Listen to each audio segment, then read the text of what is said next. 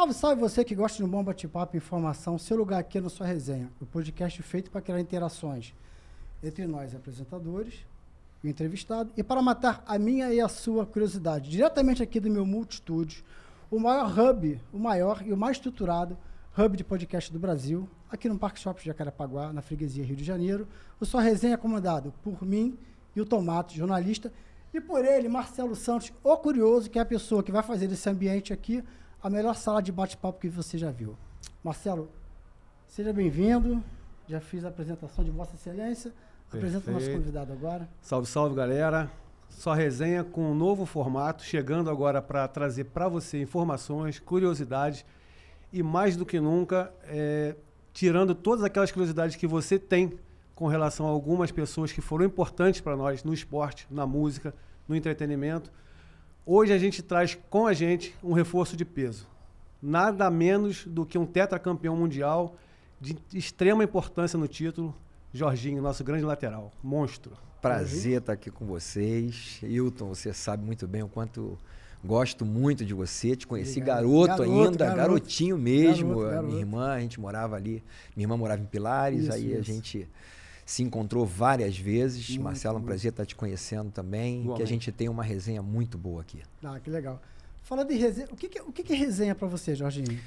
Quando é que você fica à vontade numa resenha? Assim como eu tô aqui. Com a gente aqui? Pô, a resenha é coisa boa. Batendo Então papo. a gente vai bater papo, a gente vai falar muito sobre tudo, futebol, que vocês precisarem falar, a gente tá à disposição. Aquilo que eu puder responder, comentar aqui, vai ser um prazer muito grande. E resenha é uma coisa, quando a gente fala, vamos bater uma resenha com os amigos, é coisa boa. Então sabe que é aquele papo gostoso, rever os amigos, rever a família. Agora mesmo, essa semana, eu vou ter uma resenha com os meus irmãos aqui, a Sandra, por exemplo, vou estar com ela. Né? A gente perdeu 3 irmãs, então a gente sente muita saudade. Meu irmão está em São Paulo, somos 4, hoje somos 3 homens e uma mulher apenas. Éramos 4 mulheres e 3 homens. Sim. Então a gente na sexta-feira vai estar junto, vamos bater uma resenha maravilhosa na sexta-feira, tomando um melhor café da resenha tarde. que tem é essa aí, né? Isso aí. Mas a resenha do futebol, ela tem umas particularidades que é assim. A gente trabalhou junto, eu fui assessor de imprensa do Flamengo. Sim, e a gente sabe que a gente viaja muito. No futebol se viaja muito. E se passa muito em tempo em resenha, que é em hotel, que é concentração, no café. Eu me lembro em Pinheiral, uma vez que a gente ficou do café da manhã até o lanche da tarde. Verdade. Resenha monstro. Muita resenha. Tem uma resenha que você me contou, eu já vou atropelar aqui, Marcelo. Pode ir, já tô sabendo. A gente tentou um planejamento, mas vamos lá. Uma vez a gente estava conversando e a gente estava falando do Joel Santana. Aí você falou assim, cara... Eu me lembro que você estava no Vasco, você estava no vestiário, jogando no Vasco. E aí você sentou com o Romário assim no canto do vestiário, ele estava lá e ele conseguiu, vocês estavam chupando uma laranja, que é a famosa frase, chupou laranja com Kenny, depois a gente fala sobre isso. E você falou assim, cara, o Joel, ele é eu nunca vi alguém mudar jogo no vestiário de intervalo como ele. Que ele sentava, reunia todo mundo, ele mexia. O que ele falava ali? Como é que era essa resenha do Joel no vestiário para mudar jogo? O Joel, ele tinha uma percepção muito clara do que estava acontecendo taticamente no jogo, né? Eu vou lembrar de um jogo importante, marcante na nossa vida lá, principalmente do Vasco da Gama, aquela virada de 4-3 em cima do Palmeiras. 2000. Em 2000. E nós tomamos 3 gols, assim, muito rápido. E a equipe meio perdida, e ele percebeu que a nossa grande dificuldade era a transição ofensiva deles, quer dizer, o contra-ataque deles, que a gente estava sofrendo, principalmente com o Juninho, que era um jogador de muita velocidade. E ele falou, cara, a gente precisa, quando a gente estiver atacando, a gente está perdendo de 3-0, a gente precisa parar o Juninho, não pode ficar, eu quero realmente que o Juninho fique marcado, independente de onde ele estiver. Então ele teve essa percepção clara do que estava acontecendo no jogo. Uma leitura perfeita. Né? Uma leitura e organizou a equipe para o segundo turno. E aí entrou também, aí foi importante, porque entrou Eurico Miranda, ele falou uma coisa muito interessante, ele falou, eu quero que vocês não se preocupem, entra como se estivesse 0-0. Eu quero ganhar apenas o segundo tempo. Quer dizer, uma estratégia dele, faz um gol porque eles vão ficar com muito medo, porque nosso time era muito bom. E quando nós fizemos o primeiro gol, e depois fizemos o segundo e terceiro, e por aí foi, a gente conseguiu virar. E tá de frente para aquele time do Vasco devia ser complicado. Quem tava do outro lado tomar o primeiro gol, não, o time era muito bom, muita qualidade. A gente tinha, por exemplo, Mauro Galvão no banco, né, cara? Não é fácil, não. Complicado, então, né? E o Joel é essa, assim, essa sabedoria, essa inteligência, aquele jeito dele, né, engraçado de ser, ele conseguia levar todo mundo. E foi o cara, assim, muito importante, porque a gente tinha perdido o Oswaldo Oliveira. O Oswaldo Oliveira era muito importante pra gente. A gente sentiu muito a saída dele. Só que quando chegou o Joel, com o jeito dele de ser, de lidar com a situação, até mesmo sabendo que estava chegando já só para comer o filé mignon, ele brincava com isso. Ele falava, pô, cheguei aqui, vou comer o filé mignon, fazer o quê? Cair aqui de paraquedas, vou aproveitar essa oportunidade. Então, ele conseguia lidar com tudo isso e, ao mesmo tempo, com uma inteligência tática muito grande. Realmente foi um cara diferenciado. Quando teve a história, a demissão do Oswaldo foi dia 16 de dezembro, foi meu aniversário. Eu estava no jantar, inclusive o Érico Unido estava com a gente jantando, e ele atendendo o telefone, e o Oswaldo caiu e etc. Como é que vocês receberam essa notícia? Foi naquele momento, porque o Oswaldo era importante. O Oswaldo estava no auge. Né? E o time muito bem. A gente tinha acabado de empatar em casa contra o Cruzeiro. Foi. E o Oswaldo saiu abraçado com o Filipão. Só que o Filipão tinha sido convidado pelo Eurico para trabalhar no Vasco, para ser treinador do Vasco. E o Filipão não aceitou. E ele ficou chateado, pelo que a gente ficou sabendo, ele ficou muito chateado com isso. Depois o professor Isaías Chinou contando essa história pra gente. Só que quando chegou no vestiário, o Oswaldo tinha determinado, isso era num sábado, que a gente voltaria segunda tarde. Só que a passagem do Júnior Baiano caiu. Ele perdeu a passagem dentro do vestiário, ele estava indo para a Bahia. Isso foi o que a gente ficou sabendo. Sim. O Isaías Chinoco recebeu essa passagem na mão e aí falou com o Eurico, falou, o Júnior Baiano está indo para a Bahia. E a gente tinha jogo importante, se eu não me engano, na quinta-feira ou no outro sábado. E aí o Eurico determinou que o treino fosse de manhã, na segunda-feira de manhã. A gente teria o domingo de folga e se apresentaria de manhã. O Oswaldo falou, não, já está tudo certo, já resolvi com os jogadores, eles estão cansados, estão numa batida muito grande desde o início do ano, eu quero dar uma folga maior para eles. Ele falou, não vai, tudo por causa da passagem. Porque ele não queria que nenhum jogador viajasse, que ficasse no Rio de Janeiro. E foi isso. Eu sou o treinador, e ele falou, eu sou o treinador, e aí o Eurico falou, você não é mais. Foi uma briga, mandou embora dentro do vestiário. Quer dizer, não foi dentro do vestiário, foi no corredor próximo ao vestiário. O Oswaldo até fala que eles não brigaram, assim, a conversa foi áspera, mas o Eurico não tratou ele mal, eles não discutiram, não brigaram. Uhum. Foi demitido ali. Mas para vocês, jogadores, naquele momento ali, crucial, perdeu o Oswaldo, como é que vocês, entre vocês, ali, a boleiragem no vestiário, como é que vocês conversaram? O que vocês falaram ali? Como é que foi a gente sabia como o Eurico era, depois eu trabalhei com ele como treinador também, vi o quanto ele era muito firme nas suas posições, a gente sabia que bater de frente com ele era extremamente difícil. E a gente recebeu muito mal porque o Oswaldo Oliveira tinha feito, ele que montou toda a equipe, ele trouxe os profissionais para trabalhar, no início lá com o Melo, que era o preparador físico, depois ficou o Fábio Masserigian, permaneceu, e um trabalho sensacional que ele estava fazendo, a equipe realmente jogando um futebol maravilhoso, com jogadores também de extrema qualidade, e a gente sentiu aquilo ali, a gente falou, não é bom pra gente. Só que quando chegou o Joel é um cara que conhece muito bem o Vasco. Ele conhece tudo do Vasco da Gama, estádio, torcida, sabe lidar com o presidente. Então, isso facilitou. Se ele trouxesse talvez um outro treinador, a gente levaria um tempo. Mas com a chegada do Joel, naturalmente foi o cara... E o Eurico sabia disso. Deixa eu te perguntar, você acha que ele sabia disso já, né? Sim. Ele tinha que trazer alguém que não perdesse ele aquele sabia caminho, que tinha que trazer uma pessoa que conhecesse o Vasco, que mantivesse aquele caminho. Eu tenho uma passagem muito interessante que eu posso falar com vocês aqui com o Eurico, que eu falei assim, e eu lembrei dessa situação do Oswaldo. Eu estava em 2016 indo para a final do Campeonato Carioca, e iam ter 2 jogos com o Botafogo. E isso era no sábado. O Eurico, e eu tinha tido uma reunião durante a semana com o Cruzeiro. E tinha fechado com o Cruzeiro de boca. Eu falei, eu não vou assinar nada. Fiz questão de falar para ele. Eu falei, não é justo eu assinar alguma coisa com vocês se eu sou um treinador hoje do Vasco da Gama. Eu preciso esperar o Campeonato Carioca terminar, ética, né? Questão de ética. Falei, eu não vou assinar contrato. E nisso eles ficaram muito chateados que eu não assinei. Eu falei, não posso fazer isso. Não é justo eu fazer isso. Só que o Eurico, isso aí acabou saindo na imprensa. Infelizmente, alguém de lá vazou. Bateu com a língua nos dentes e vazou e infelizmente saiu. E o Eurico me chamou. Ele falou assim, tu toma uma decisão. Porque não dá para ficar do jeito que está. Ou você fica aqui ou você sai. E eu pensei, cara, eu tô na final do Campeonato Carioca. Eu vou permanecer aqui. Assim, eu ia ganhar quase 4 vezes mais do que eu ganhava no Vasco. Eu falei, não, eu vou ficar aqui até o final do ano. Eu lhe dou a minha palavra. Liguei pro Cruzeiro e falou, eu não quero você até o final. Se você não quiser. E eu sabia que ele faria isso. Mesmo faltando 2 jogos apenas, e ele ia fazer isso porque eu conhecia muito bem. Eu sei que ele tinha feito isso já com o Oswaldo, numa situação diferente, né? E aí eu falei, não, eu vou ficar, eu permaneço até o fim. Ele falou, ainda te prometo também que eu vou aumentar bem o teu salário. E foi o que foi feito. Ele subiu meu salário 3 vezes mais. E eu fiquei até o final do ano e conseguimos subir o time. O Eurico foi um treinador que... 2016. Presidente, né? Desculpa, presidente, que até quem era torcedor de outro time tinha era cultura, né, cara?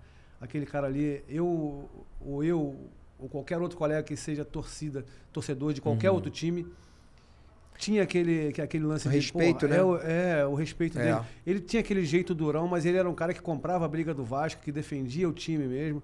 E aquilo pesava pra caramba. Com certeza. Ele era um cara destemido e muito inteligente. As respostas dele eram muito rápidas e era um cara que conhecia muito o Vasco da Gama. Conhecia muito bem o futebol brasileiro. O futebol em geral.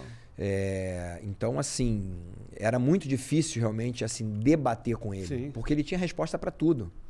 E resposta não era qualquer uma resposta, eram respostas inteligentes e com base na questão que ele estava discutindo. Então, realmente, assim, foi um cara diferenciado. Assim, a gente não estava lá, você estava. Eu imagino que deve ter sido coisas desse tipo. Tu tá ali para debater alguma coisa com ele, sabendo que vai encontrar respostas que vão te fazer mudar a ideia, de repente, no meio da conversa. Porque o cara era conhecedor pra caramba. É verdade. Tá faltando uma história...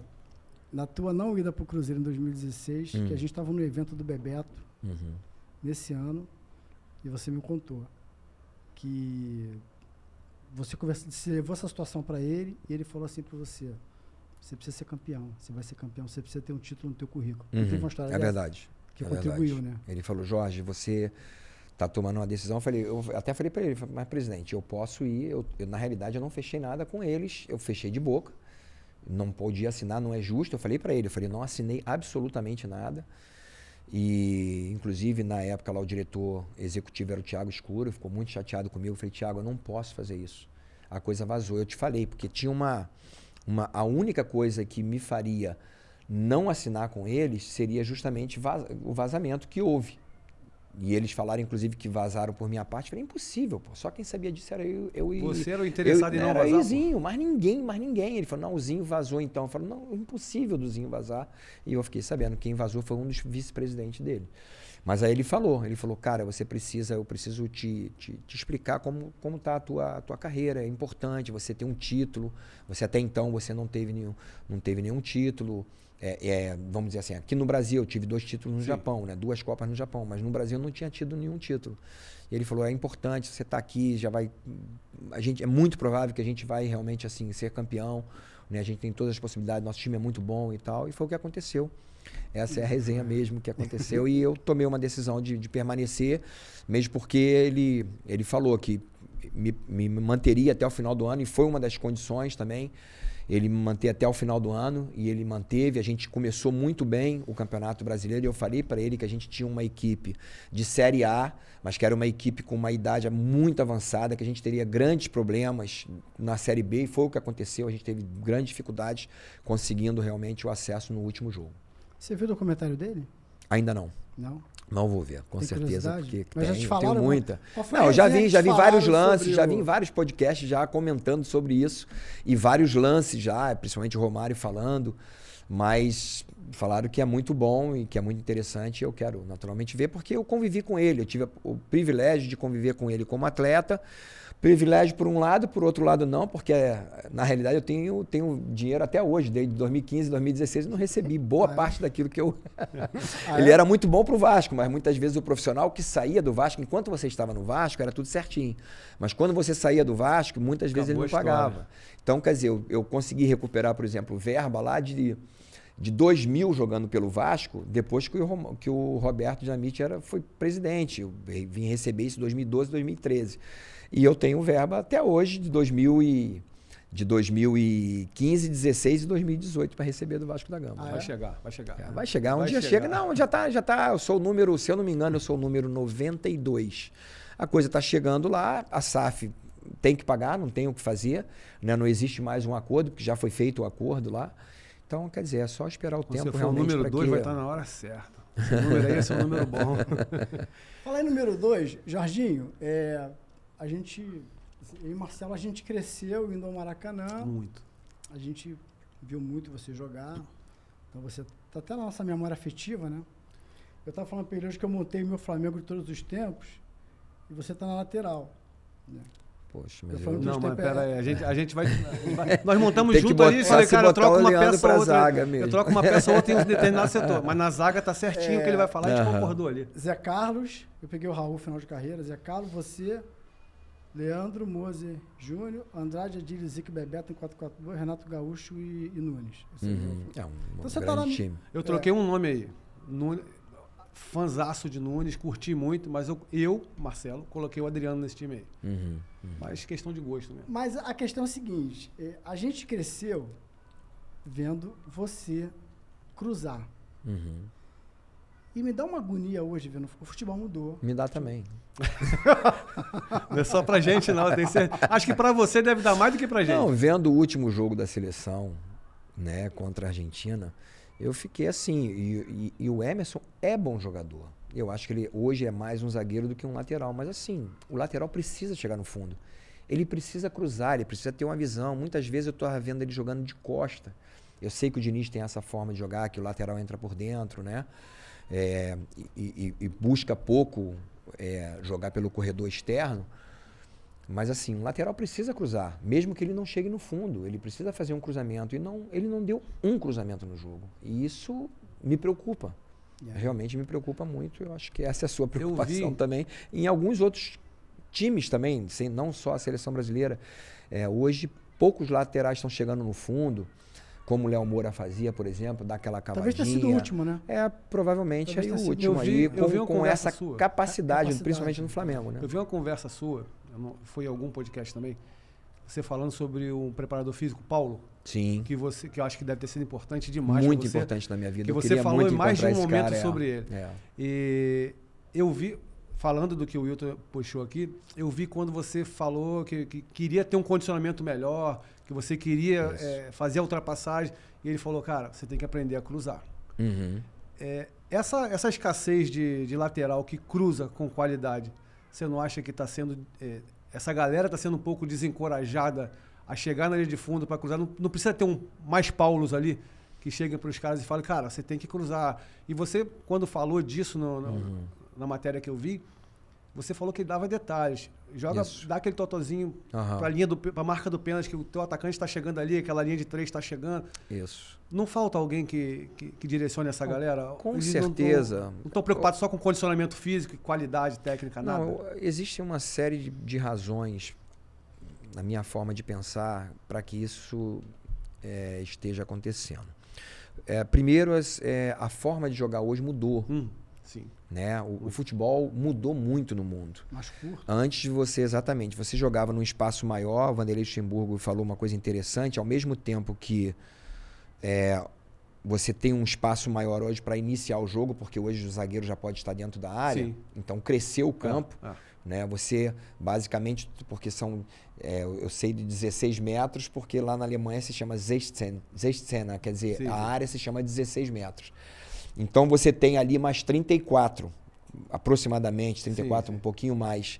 Então você ficava ali mais ou menos em 34 metros. Hoje você tem um espaço maior. Só que quando define, aonde a bola está, o espaço diminuiu. Antes era muito espaçoso, a gente tinha realmente os pontas bem abertos. Os lançamentos. Sabe, você jogava muita bola em profundidade, você não fazia o que estão fazendo hoje, por exemplo, que é jogar com um goleiro desde o início, que o Diniz faz isso e não gosta que a equipe dele, por exemplo, faça uma ligação direta. Um chutão, né? Eu penso que sempre, em alguns momentos, uma ligação direta é importante, porque você pode, inclusive, surpreender. Você chama a equipe para cima, para a sua zaga e automaticamente usa essa bola em profundidade. Então, quer dizer, hoje está se jogando em 30 metros, tem um espaço muito menor. A outra coisa que está acontecendo é que os jogos são constantes, são muitos jogos. Quase 2 jogos por semana. E com isso você não tem tanto tempo de treinamento. Na minha época, a gente jogava.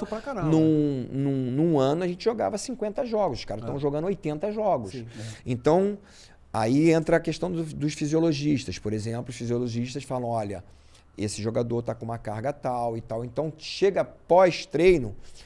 Eu sempre, é uma briga constante minha, eu tenho uma admiração muito grande pelo Altamiro, que é para mim um dos maiores fisiologistas do Brasil, que hoje está no Cuiabá.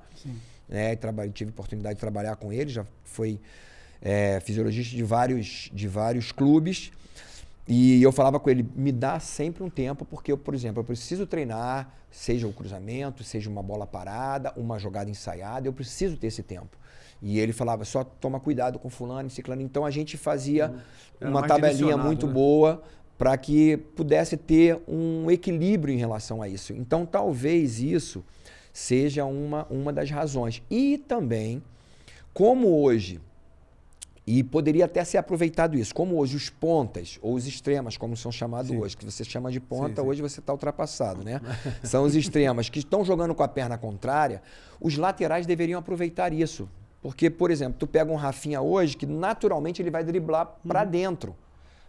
Passa! Eu não queria saber, eu passava, eu já sabia que o Bebeto ia partir para dentro. E ele já sabia, ele nem olhava, ele só dava aqui, já com a perna externa do pé ali, a parte externa do pé, já de 3 dedos, já dava já um tapa. O Dunga cansou de fazer isso para mim. Por quê? Porque eu sabia que eu podia passar, porque aquele espaço estava para mim. Como os pontas ou os extremas estão jogando com perna contrária, é muito mais importante o lateral chegar no fundo, mas eu não sei o que está acontecendo, que eles estão jogando muito por dentro. Muitas vezes eles fazem um papel de um ponta ou de um extremo ou de um meia jogando de costa, que ele não tem essa capacidade de jogar de costa. Foi o que aconteceu em alguns momentos com o Emerson na seleção, jogando de costa, e não é o forte dele. O meu forte, se eu jogo de costa, eu estou morto.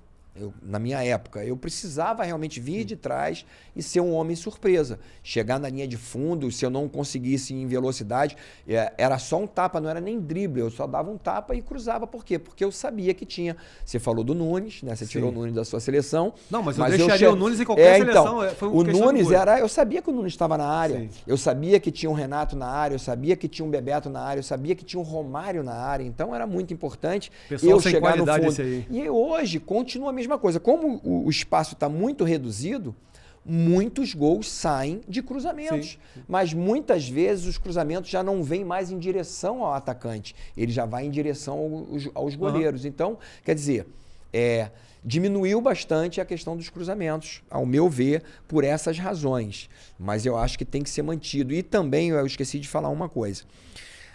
As categorias de base hoje, eu sei que é importante e tem espaço para todo mundo. Nós tivemos um tetracampeão que nunca jogou futebol, que é o Parreira, como treinador. Nós tivemos um tricampeão que foi jogador, nós tivemos um pentacampeão que foi jogador. Tem espaço para todo mundo, certo? Só que hoje, as categorias de base, tem vários professores.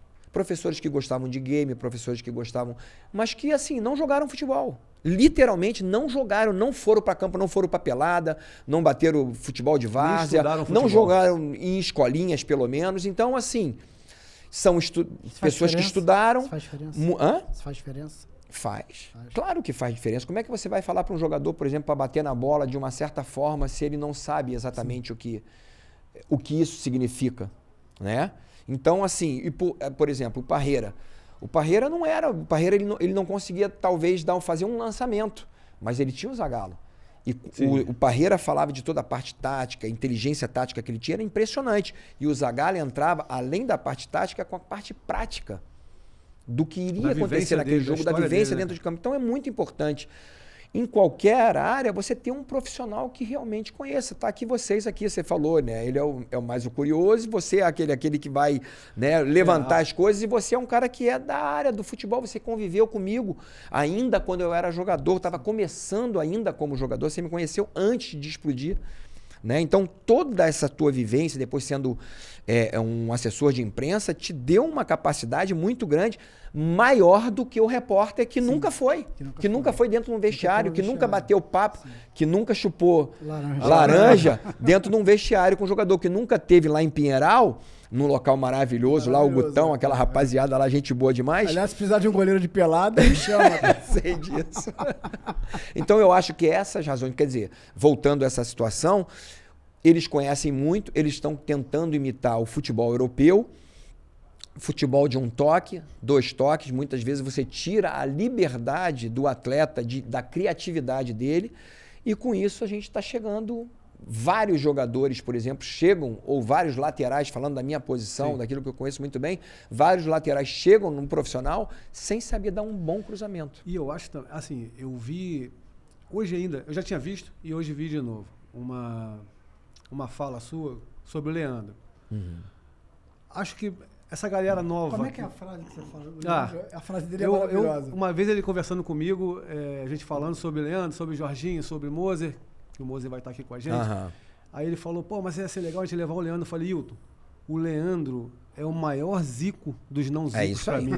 O maior zico dos que não Pra são mim, zicos o Leandro ele. é um zico de lateral Zico direito, lateral, é um zico na zico zaga. de zagueiro.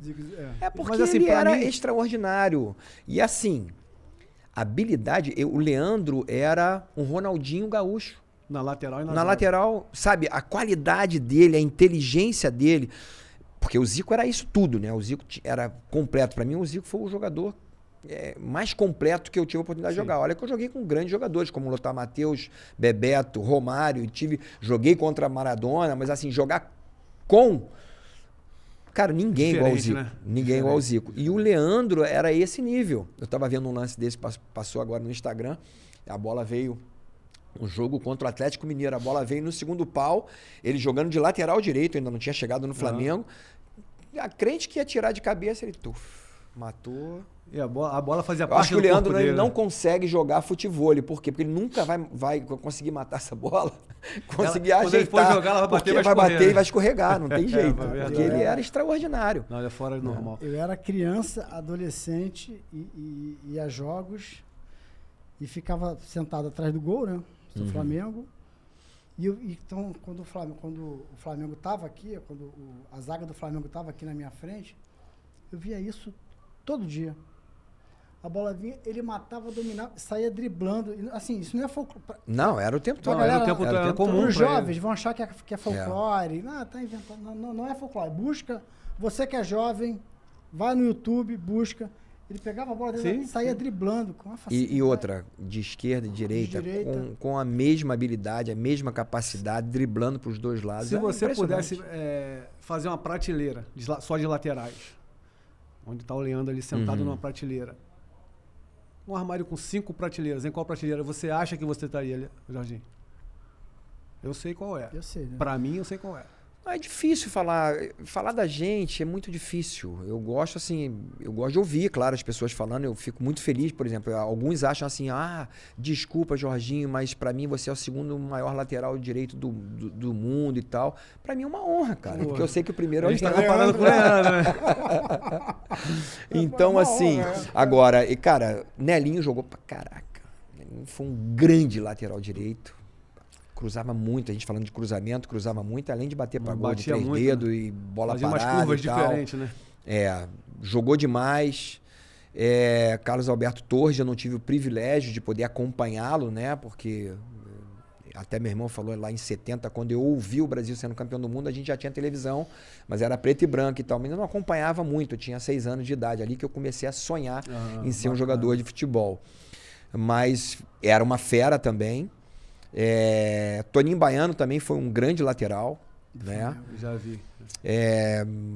Na minha geração, por exemplo, teve um grande laterais. Quando eu fui convocado, cara, tinha Josimar, Paulo Roberto, Luiz Carlos Vinck, Raul, Zanata. Era assim, Era Então, bravo. Qualquer um Se desses aí podia ser. Mazinho tava jogando de lateral direito. Se você foi convidado nessa época, foi convocado nessa época aí, então, assim, nesse meu armário, tá o Leandro, Jorginho, isso pra mim, não tô falando porque eu tô na sua frente não, falo Não, com a ele, gente falo com a fala galera, isso. a gente fala direto. Leandro, Jorginho, e aí vem uma galera agarrada nas outras prateleiras ali. Mas pra mim, vocês dois Léo destacaram Moura, eu muito. acho que também foi um grande lateral, né? Que fez um grande trabalho. Não E eu chegou chegou na seleção, mas não chegou a ter tantos jogos, Não pegou mas esse status todo, né? Era mais incluso. mas no Eu Flamengo fico- foi muito bem. Eu fico bastante feliz, porque nós dois somos flamenguistas, a gente ia pra jogo junto, todo jogo, era todo jogo mesmo. E poder ter acompanhado o Leandro, um pouquinho dele na lateral, depois caindo pra zaga com você, poder acompanhar os dois ao mesmo tempo, durante um bom tempo, pra gente foi Eu bom fico demais, vendo, cara. às vezes, alguns lances meus, eu falei, caramba, isso era rápido, né? Era rápido, Eu vi você falando driblava daquela pros dois seleção, lados e tal. da seleção de 94, vocês tinham três com um preparo físico bom demais, que era Cafu, você e Zinho, né? É, Você até eram colocou os uma ordem três, de Cafu, Zinho é. e você. O Realmente era. Mazinho também, mas ele ficava um pouquinho mais abaixo. Mas o Não, Cafu vocês era, tinham um era o preparo- primeiro, o Cafu realmente tinha um condicionamento físico Voava, maravilhoso. né? Zinho e eu. Mas tecnicamente você, a segunda prateleira. tá Principalmente em agarrada termos ali. de cruzamento, com certeza. Bom eu, demais, bom demais. eu cruzava mais. Aquele contra a Suécia ali, pô, Foi, foi colocado, né? Colocado. Foi E aquilo ali é desenhado interessante, né? Que eu tenho até uma palestra que eu dou, que se chama Como se constrói a história de um campeão. E eu passo essa situação. E na hora, né, não é nenhuma crítica, pelo contrário, né? Eu acho o Galvão, para mim, eu acho que para todos nós é o maior narrador de todos os tempos, né? Fera. Mas ele tava falando assim que o Jorginho não tá bem. O Jorginho, pô, não dá mais, Jorginho. Ele falava assim, por aí não adianta, por cima não dá. Os caras são muito grandes e tal. E quando eu faço o cruzamento e o Romário faz o gol, é engraçado que a gente tá aqui ao mesmo tempo, a gente tá com a galera aqui. Então, para quem não tá bacana, vendo, não tá bacana. sabendo, Tá tem uma todo galera, a gente tá no shopping aqui, um prestigiando aí, abração pra galera aí. prestigiando o podcast. Né, prestigiando o podcast aqui. É muito bom receber esse carinho dessa galera. E o que eu tava falando? Acabou que eu me perdi. Você estava falando do Galvão. Do Galvão. Aí o Galvão, quando terminou, ele comentando o lance, ele falou assim, saiu por onde ninguém esperava. E aí eu pego esse gancho por onde ninguém esperava, e eu falo o seguinte, na minha palestra no caso, né, eu falo o seguinte, eu treino isso há 15 anos, eu comecei com o Paulo lá atrás. Sim. E eu sabia que eu tinha capacidade de cruzar bem, porque eu tentei por cima, eu tentei por baixo, eu tentei para trás, eu tentei, sabe, de todas as formas. Os caras eram muito grandes e estavam muito bem postados. E eu sabia que eu podia cruzar. E esse cruzamento foi foi o primeiro cruzamento desse jogo que eu tive a oportunidade de... O Bebeto vai, pega essa bola, ele dá um tapa, e eu tenho isso cortado em fotos, né? Ele dá um tapa e ele já vai para a área. E eu consigo, então, dominar essa bola, olhar o panorama, aí tá Raí vindo no primeiro pau, Romário no segundo pau, Zinho entrando na área e Bebeto chegando, ainda fora da área, da grande área. E aí eu consigo fazer o cruzamento perfeito, que o Raí puxou os dois zagueiros no primeiro pau e abriu o espaço necessário para o Romário. E o baixinho apesar de ser baixo, e ele fala isso, ele comenta, inclusive, num vídeo que eu tenho, que ele comenta que não precisa ser alto. Acima de 1,80 m, você tem que estar muito bem colocado e ter uma excelente impulsão. Né? Até porque a gente vê uma galera com mais de 1,80 m errando umas bolas que... Também, assim, a gente fica pensando, pô, o Jorginho treinou bastante para fazer uma jogada daquela ali, mas durante um jogo, quantas situações você tentou até chegar àquilo ali? Não que você tenha errado, não, porque era difícil mesmo. Era verdade. Difícil. E essa fala de saiu de onde ninguém esperava, ele pode ter falado aquilo ali, mas nem que tenha sido só você. Falou assim, eu esperava. Exatamente. Eu esperava. O Romário esperava também. E ele provavelmente sim, é porque a gente já tinha tentado algumas vezes, tanto do lado direito quanto do lado esquerdo com o branco, vários cruzamentos. E a coisa não estava acontecendo, porque realmente os caras eram muito bons, muito bem postados a zaga. Os caras com uma altura realmente muito grande, eram muito grandes. E ele estava tentando, vamos tentar de uma outra forma, de repente um chute de fora da área, essa era a possibilidade. E saiu por onde ninguém esperava naquele momento, porque realmente a gente tinha tentado de todas as formas. Mas eu esperava sempre. Então, quase ninguém esperava. E isso é bom, isso eu acho que é um ensinamento para a nossa vida, que muitas vezes a gente desiste. A gente desiste de tentar, desiste de perseverar, desiste, sabe, de acreditar no nosso potencial. E aí esse é o problema. Se a gente perseverar, a gente vai alcançar. Então, uma das coisas que eu procuro falar sempre. Essa frase de desistir, de onde ninguém espera, ela pode vir para derrubar também. Se de repente, naquele momento ali, você não acerta aquela fala ali, poderia ter um impacto diferente. Não porque tava Sim, comentando, sim. eu não tava... tô dentro de campo, não tô ouvindo nada. Não. Mas assim, é claro que eu já estava já impaciente, porque eu sabia que era muito bom naquilo, mas só que não tinha surgido uma boa oportunidade. E a gente teve várias oportunidades de fazer o gol. O Ravelli, que era o goleiro dele, estava muito bem, agarrando, pegando tudo. A zaga muito bem postada. Então, mas eu sabia que um dos caminhos para a gente chegar àquela final seria justamente E você sabia do também meu cruzamento. Que você estava ali, tanto você quanto o Branco, o pessoal que a galera que você ia encontrar ali dentro da área era pessoal de qualidade pra caramba. Então, É verdade. se você Não, acertasse, e era o Baixinho era muito Bebeto, sabe? Os gols que o Bebeto já fez, os gols que eu cruzei pro Bebeto fazer. A gente sabia que era muito, não eram jogadores altos, mas jogadores que se colocavam muito bem. Eles poderiam finalizar tanto de cabeça como de voleio, né? Lembrando que o Bebeto era um expert de voleio. Sabia que isso poderia acontecer, de repente uma chegada do Zinho no segundo pau, batendo de primeira também. Mas era possível isso acontecer. Né? Como aconteceu, eu dei um cruzamento no jogo contra Camarões, que o Márcio Santos fez um gol também, numa situação de jogo normal, e eu consegui fazer um bom cruzamento. Então eu sabia que era um dos caminhos para a gente fazer gol. Isso te premiou também, Jorge? Porque eu conheço o Jorge há muito tempo, então eu chamo ele de Jorge. Pode tá? chamar à vontade. Isso te premiou também, Jorge, porque essa Copa, ela tem uma turma que fala que é a Copa do Romário, que eu não concordo. Tem umas que falam que é a Copa do Bebeto e do Romário. E tem uma frase do Tafarel que é maravilhosa, que para mim é o auge da humildade, da pessoa sem vaidade, sem ego. Que ele fala assim, poxa, quando o Baggio chutou o pênalti para fora, eu vibrei muito por eu não ter defendido, porque se eu defendo, eu sou o herói daquele título. Como o Baggio perdeu, o título é de todo mundo. Então, assim, todo mundo aí teve um protagonismo. O Branco tem no gol contra a Holanda. Exatamente. Todo mundo tem. O Bebeto no gol contra a própria Holanda, né? Também. Primeiro gol. Contra os Estados Unidos, que é aquele Estados jogo Unidos difícil, também, o passe do Romário. E você tem esse protagonismo nesse lance, porque não tem como não lembrar desse cruzamento. Então, assim, ninguém precisa falar, o Jorginho jogou na Copa de 94, a galera mais jovem, né? Da nossa geração, não. O Jorginho jogou na... As pessoas vão associar, porque esse cruzamento ele é marcante para esse gol. Então, assim, ninguém vai esquecer de você. O nosso esporte ele é coletivo. Sim. É impossível. É claro que vão existir alguns destaques, como aconteceu. Romário e Bebeto foram os grandes nomes. Aí a gente pode incluir também Tafarel, porque fez uma grande Copa do Mundo, o próprio Dunga por ser capitão, pela liderança dele e pelo jogar o que ele jogou, que jogou pra caraca. Mas você não pode dizer que o Aldair e o Márcio Santos não jogaram nada, que jogaram muito. O Branco foi importantíssimo, mas também o Leonardo também foi importantíssimo até a expulsão. Você vai falar o que do Zinho? Aí, depois de muitos anos ali, a gente ficou sabendo disso, né? O Galvão chegar e pedir desculpa para ele, porque essa questão da enceradeira. Né? O Zinho é o futebol que está hoje, o futebol apoiado. O Zinho fazia isso aí nos anos 80 e 90. Encosta aqui, toca em mim, vai lá no Romário, toca aqui de novo, vem aqui no Bebeto, toca, vai lá e no Leonardo e toca. O Zinho fazia isso. Na hora que perdia a bola, quem marcava? Era o Zinho. Sim. Entendeu? E esse cara não foi importante. Então, quer dizer... Mauro Silva ali foi... Exatamente. Eu saí ao mesmo tempo do Leonardo e depois do Branco. Não ia sair se tivesse um cara daquele... Podia sair tranquilo porque tinha o Mauro Silva, porque ele estava à frente da zaga e ele era um leão. Então, assim, dizer que essas pessoas... o Romário jogou pra caraca. Realmente, assim, foi junto com o Bebeto, pra mim, o grande nome. Mas assim, ele não faria o gol se eu não cruzasse. Sim.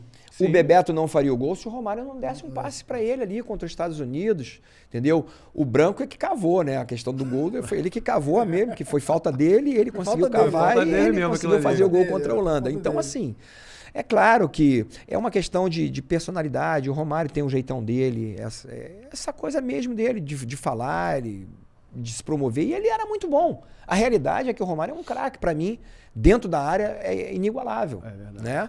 Agora, ninguém ganhou sozinho. Ele não ganhou sozinho nunca. E Bebeto não ganhou sozinho, e Tafarel também não foi o responsável por isso. Tudo bem que ele pegou pênalti e tal, mas assim, nós fomos campeões porque a gente tinha um grupo que havia sofrido muito de 90, aprendeu com os erros de 90 e que chegou em 94 e falou, aqui não vai acontecer isso, uns 5 pontos aqui não vai acontecer porque a gente precisa ser campeão. Então, você tocou num ponto que eu queria ir além desse discurso do... A gente aprendeu muito em 90, para não errar em 94. Pelo menos metade, 60% daquela seleção de 94, de 90... Tinham bastante jogadores. Tinha. Tirando a história da camisa, do patrocínio, o que teve de tão errado em 90 que vocês aprenderam e que levaram para 94, não repetiram, que deu certo? Bem, a primeira coisa foi não decidir a premiação na Granja Comari.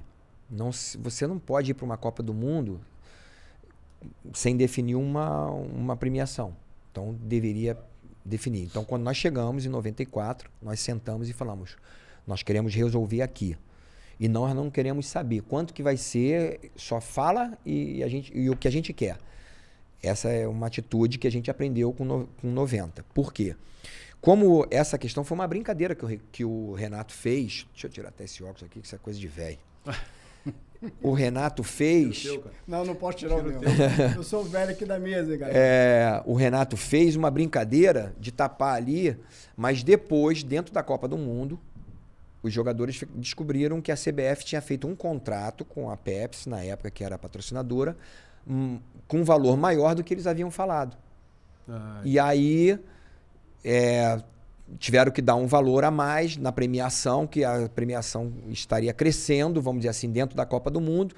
E os jogadores decidiram também que alguns profissionais que estavam ali não estavam fazendo o seu trabalho corretamente. Eu não vou citar nomes, porque não é justo, não é correto.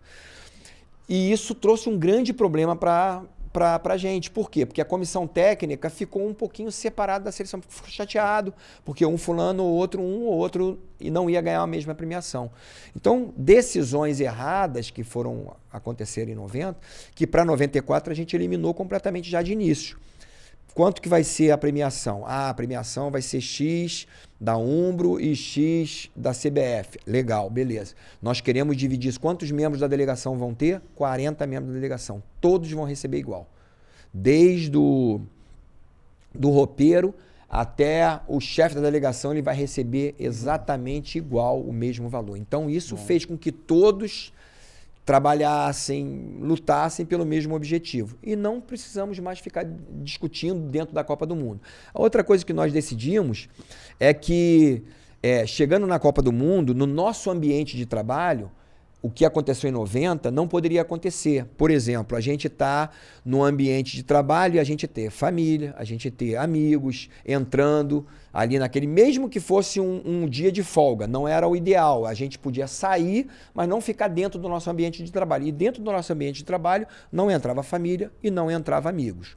Lá, claro que a gente tinha uma facilidade de não ter mídias sociais, né? Então, a gente também não deixou com que entrasse, na época eram aquelas fitas VHS, de filmagens que tinha no Brasil, a gente não deixava entrar de jeito nenhum e nenhuma reportagem era passada para os jogadores.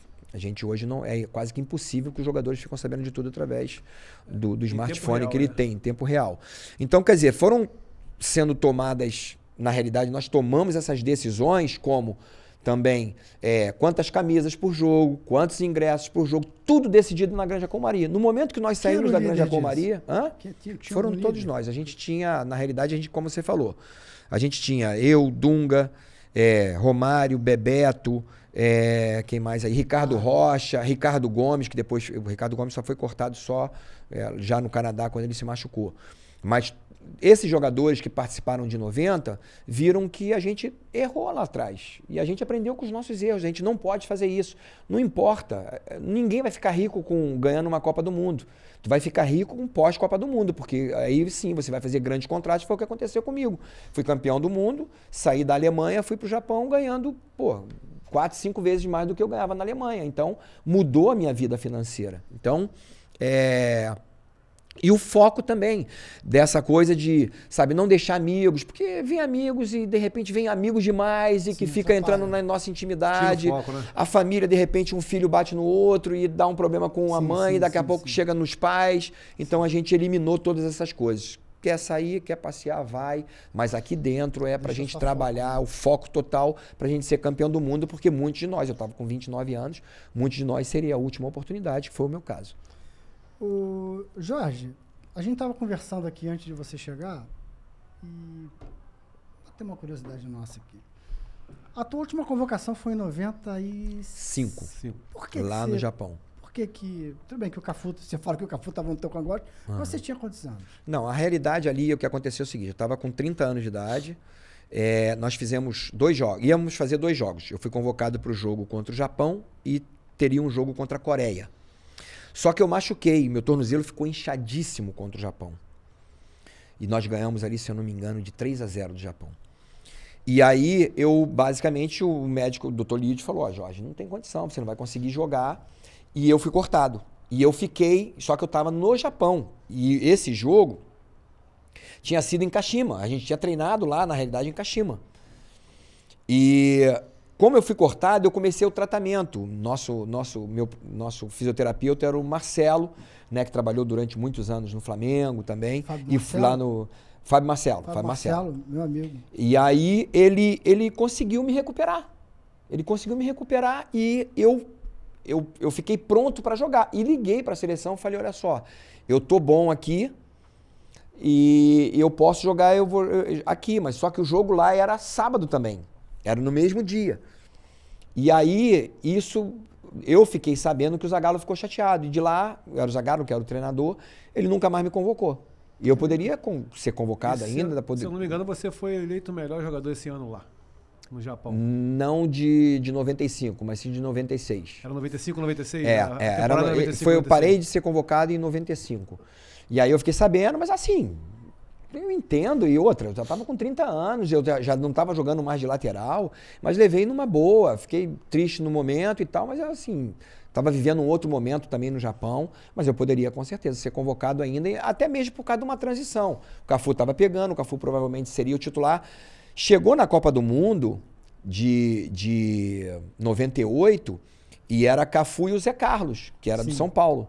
Né? Bom jogador e tal, mas assim, eu ainda podia jogar. Mas eu não seria convocado porque eu tive uma fratura. Eu tive uma fratura na minha perna esquerda, tomei uma pancada de um chinês jogando pela Champions da Ásia e eu fraturei a perna e eu até perguntei pro Zico, você acha que eu tenho condições? Ele falou, Jorge, eu acho que você tem condições sim, mas você tem que se recuperar, você não pode se machucar. E foi o que aconteceu, eu machuquei. Então teve uma opção ali do Zagallo de não de não levar, sim. Talvez ele ficou chateado porque eu acabei jogando no Kashima e não joguei na seleção. Mas assim, não foi uma questão minha. Era física, né? Era uma questão física que o nosso fisioterapeuta conseguiu me recuperar. Ele era muito bom, um cara agressivo no tratamento. Fábio Marcelo, aliás, ele é precursor na fisioterapia. Ele foi o primeiro fisioterapeuta do Flamengo. Ele é precursor na fisioterapia. Assim, só para um adendo aqui. Se hoje as pessoas viajam se hoje um fisioterapeuta viaja em delegação, é por causa dele.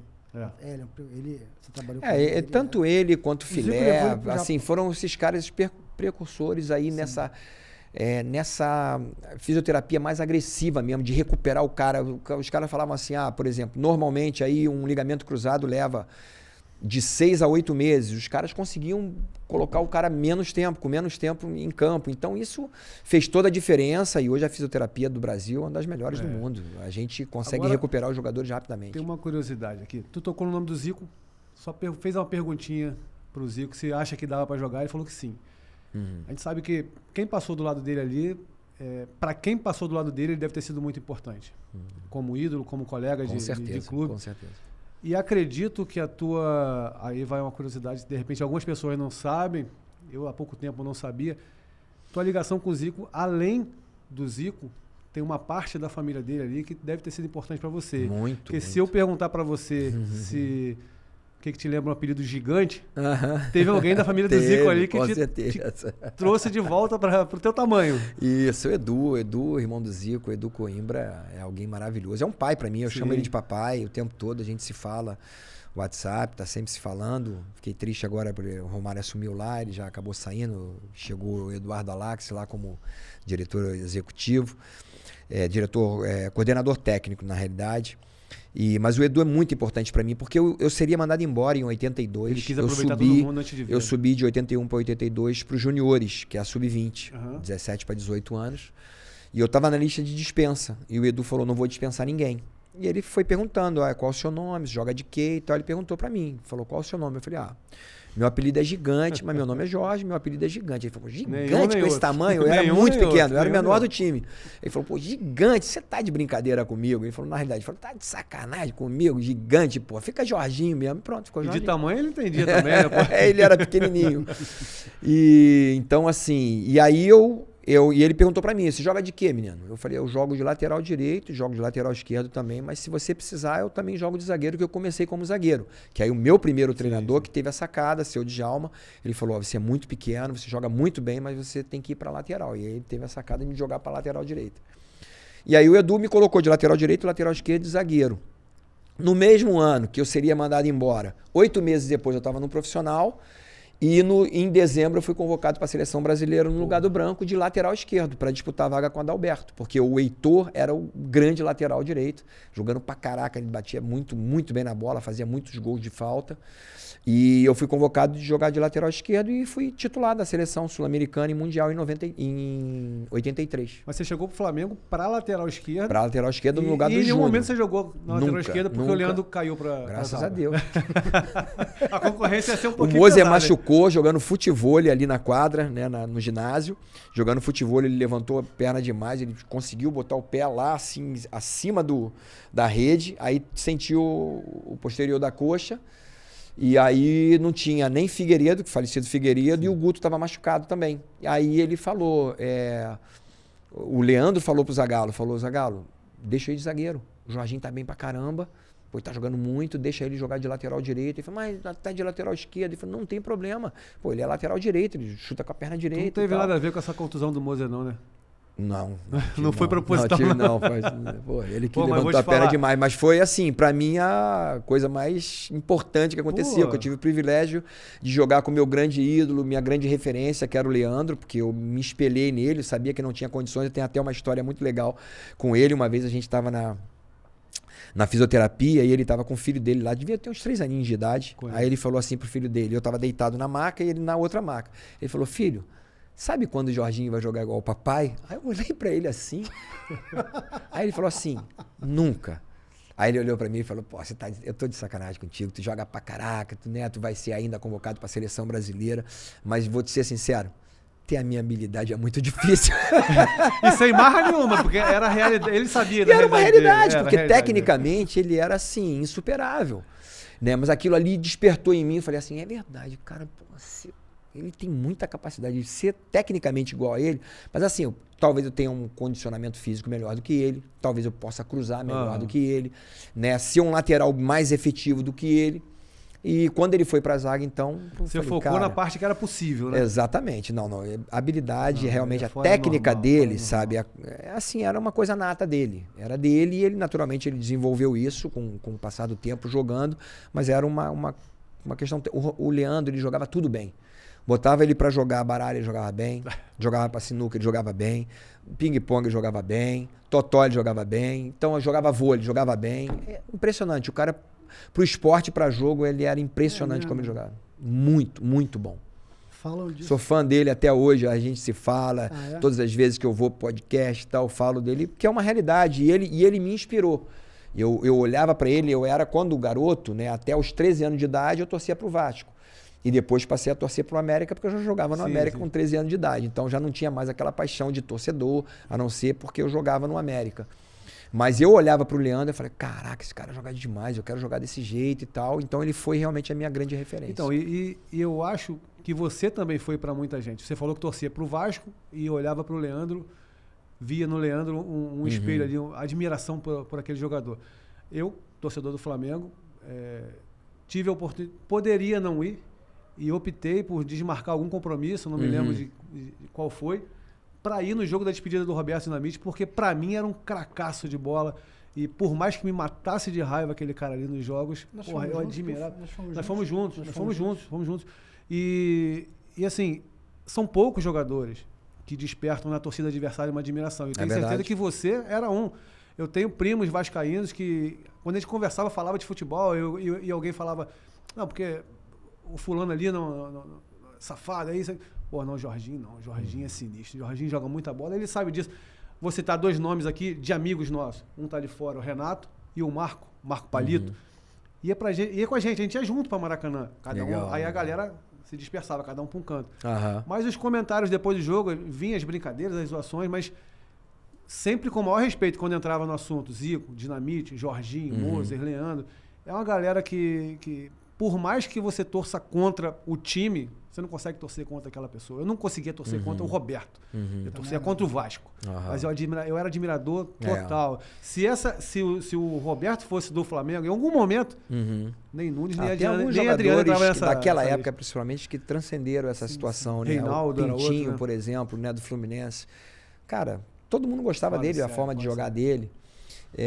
O próprio Andrade do Flamengo. Sim. A gente está falando do Leandro, mas o Zico também, Roberto Dinamite. Tem uns caras assim, eu lembro o próprio Guina, que não era esse cracaço, mas era muita qualidade no meio-campo.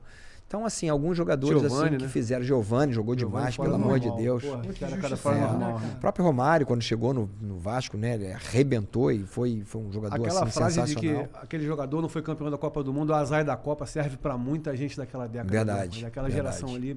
Todos mereciam, quase todos, esses grandes aí mereciam uma Copa do Mundo. O Giovani realmente foi um cara assim, extraordinário e que não chegou. Né? Foi campeão sul-americano e mundial de juniores, que foi o grande nome, foi o cara que fez o gol nos 2 jogos. E não deixou de ser um grande nome, né? Continuou sendo e não teve lá. Jorginho, vou te colocar em 2 pegadinhas rápidas aqui. Vamos lá. A gente já falou do Flamengo de 87, já falou do Vasco de 2000. Se jogasse Flamengo de 87 e o Vasco de 2000, quem ganhava? No primeiro e no segundo tempo, quem ganhou? O time de 2000 estava mais jovem, né? Era mais jovem. A galera era mais velha. De 87, pô. Tinha o Zico e tinha o Jorginho. São 13 anos, né? De diferença. Não, no auge de cada um. Aí não. Ali não vale, não. Não é pela do Zico, eu tô fugindo dessa... Não, na realidade, os 2 times eram muito qualificados. Cara, a gente pegar o time do Flamengo, né? O Zico fala que é o segundo melhor time que ele... O melhor time que jogou no Flamengo em 20 anos foi o de 81, 82. E o segundo melhor foi o de 87. Assim, eu vou falar de 87 e de 81. É porque eles foram campeões do mundo. Mas se você falar peça por peça, por posição, eu não sei. Se de repente, entendeu? É um exercício complicado. Mas agora é claro, pô, se eu vocês flamenguistas vão ficar doidos comigo, né? Mas os flamenguistas vão ficar loucos comigo. E eu, assim, como treinador, hoje que eu falei, né? Apesar de ter, né, família toda vascaína, com 13 anos eu não tenho, e as pessoas não entendem que meu sentimento é diferente pelos clubes. Sim. Eu tenho carinho pelos clubes que eu passei, trabalhei, claro, eu tenho um carinho grande pelo Vasco, porque eu tive lá há pouco tempo, quer dizer, desde 2002, subi já 2 vezes, joguei no Vasco e era torcedor do Vasco até 13 anos de idade. Mas quando eu comecei a jogar, a gente não tem esse coração de ficar torcendo. É difícil entender isso, mas a gente entende mas que vocês... nós somos profissionais. Eu, como jornalista, como vocês... eu tive isso, eu cobria, por exemplo, eu cobri Vasco que é pra final, eu torcia pro Vasco. Ainda bem que eu não sou jornalista, irmão. Não, porque, cara, assim, você tava ali no clube, já vou deixar você voltar no tava ali no clube. Aí chegava o Carlão, o Barreto, os caras traziam água pra gente, um calor danado. Treino São Januário de manhã, bicho. Os caras vinham com água pra gente num sol. Isso numa época que a gente podia ficar dentro de campo. Pô, os caras são legais pra caramba. Pô, como é que o cara vai ganhar o bicho dele? Como é que eu não vou torcer pro cara? Sabe? Então eu tinha essa coisa, eu torcia pro Vasco, pro Fluminense, pro Botafogo. Onde eu tava cobrindo, chegou na final, vou torcer. Mas prossiga com a... Não, então, o time de 87, a gente só tinha o Ailton que não tinha sido convocado para a seleção, que não jogou na seleção principal. Ele jogou na seleção de base. E o time de 2000... por exemplo, a gente tinha na zaga, tinha o Odivan, que é um jogador que foi muito importante, né? Era um jogador extremamente qualificado, como um Leandro e um Edinho, por exemplo, de 87, né? Do Flamengo. Mas tinha muita capacidade. Ele, Júnior Baiano, ele tinha o Mauro Galvão. Agora, as outras posições, a gente tinha jogadores de muita qualidade também. A gente tinha, o Filho do Vento, que estava bem demais, o Euler, né? Juninho Paulista, Juninho Pernambucano, Romário, a gente tinha Viola no banco, a gente tinha Mauro Galvão no banco, que eu falei. Vários jogadores, assim, de muita qualidade. Felipe, Pedrinho, sabe? Jogadores que eram titulares em algum momento reserva. Então, assim, era muita qualidade mesmo. Fica difícil de, quem ganharia ali, mas... O time de 87 realmente, assim, ele se destacou porque... Por essa questão, são todos jogadores de seleção. Eu não sei se a gente botar aí também, peça por peça, também eu acho que a maioria dos jogadores do Vasco de 2000 também chegaram na seleção. E quem não teve, até tinha o vaga. Odivan chegou na seleção, se eu não me engano. Né? Jogou na seleção. Zagueiro. Falando nisso, 87 é de quem? Vai dar empate?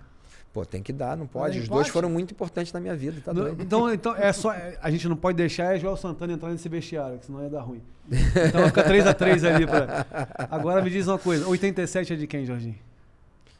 Claro que é do Flamengo, rapaz. Pô, eu já sabia, porque já tinha ouvido você falar, mas quantas vezes sabe, eu já deixei 2 vezes de treinar o esporte, e eu acho que eu nunca vou treinar o esporte, porque eu sou campeão brasileiro de 87, eu já falei isso, e outra, assim, não dá, cara, não tem a menor condição, você não pode jogar Série A e B, não tem como, e essa era a realidade dali, era a Série A e B, e os caras queriam um cruzamento, entendeu? E no meio do caminho que a coisa foi decidida desse jeito. Então não tinha como aceitar. A gente tem um vídeo, a internet tem um vídeo do Eurico falando o campeão é o Flamengo. Exatamente. Mais atestado que o Eurico falar que o campeão é o Flamengo, assim, porque... Eu queria ver esse vídeo. Eu acho que a CBF... Tu não viu, não? A CBF pode falar o que quiser, eu vou mostrar só esse vídeo, amigo, que tá aqui, ó. CBF. Podem falar o que quiser, a CBF pode dar. Eu sou campeão brasileiro de 87, ponto, acabou. O Flamengo é campeão brasileiro.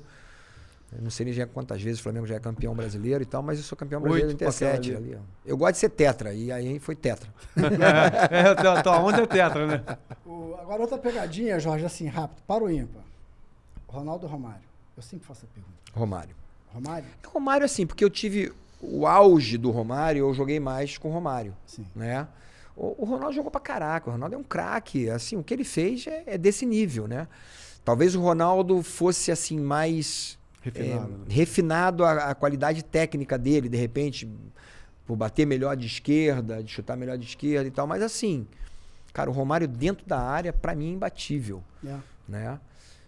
Mas o Ronaldo, cara, é um fenômeno mesmo. São jogadores de altíssimo nível, mas são de épocas diferentes e eu joguei mais com o Romário, com certeza. Contra e a favor. Ele tinha uma capacidade diferente de não, às vezes, não depender de ninguém. Ele pegava e resolvia tudo sozinho. Exatamente. Mas os dois faziam isso, né? Eu concordo com Agora, dentro da área, o Ronaldo, talvez fora da área, era um cara com mais qualidade, né? Mas assim, velocidade de 10, 15 metros, o Romário era imbatível. Tiro curto, né? Imbatível. Tiro curto é impressionante. Dentro da área, ele era fenomenal. E né? vocês tiveram...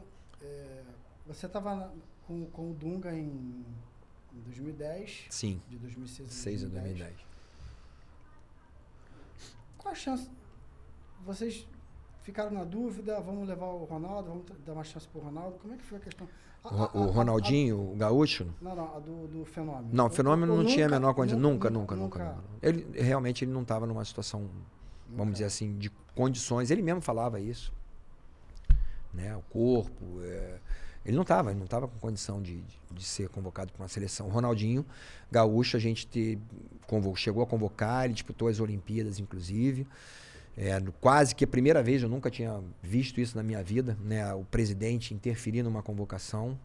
Porque fala-se muito, né? Até ontem mesmo um torcedor falando, eu não acredito, não, o Diniz, por exemplo, escalava a seleção quando ele estava. Eu falei, esquece, cara. É o Diniz que convoca a seleção, era o Tite que convocava a seleção, era o Dunga que convocava a seleção.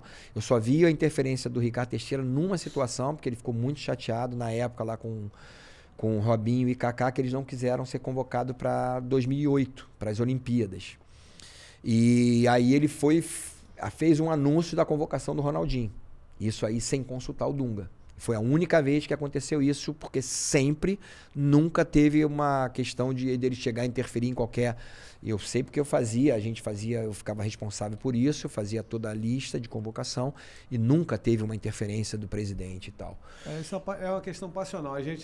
No momento ele ficou chateado e o Ronaldinho era um cara que tinha realmente muita moral, jogava muito e tal, mas não estava bem fisicamente tanto que a gente acabou tomando de 3-0 da Argentina. A gente foi bem, inclusive, e tal, numas Olimpíadas. Tomou de 3-0 ali diante de Messi, Mascherano e companhia. Sim, numa linguagem que se usa muito na bola, ele já tinha largado ali?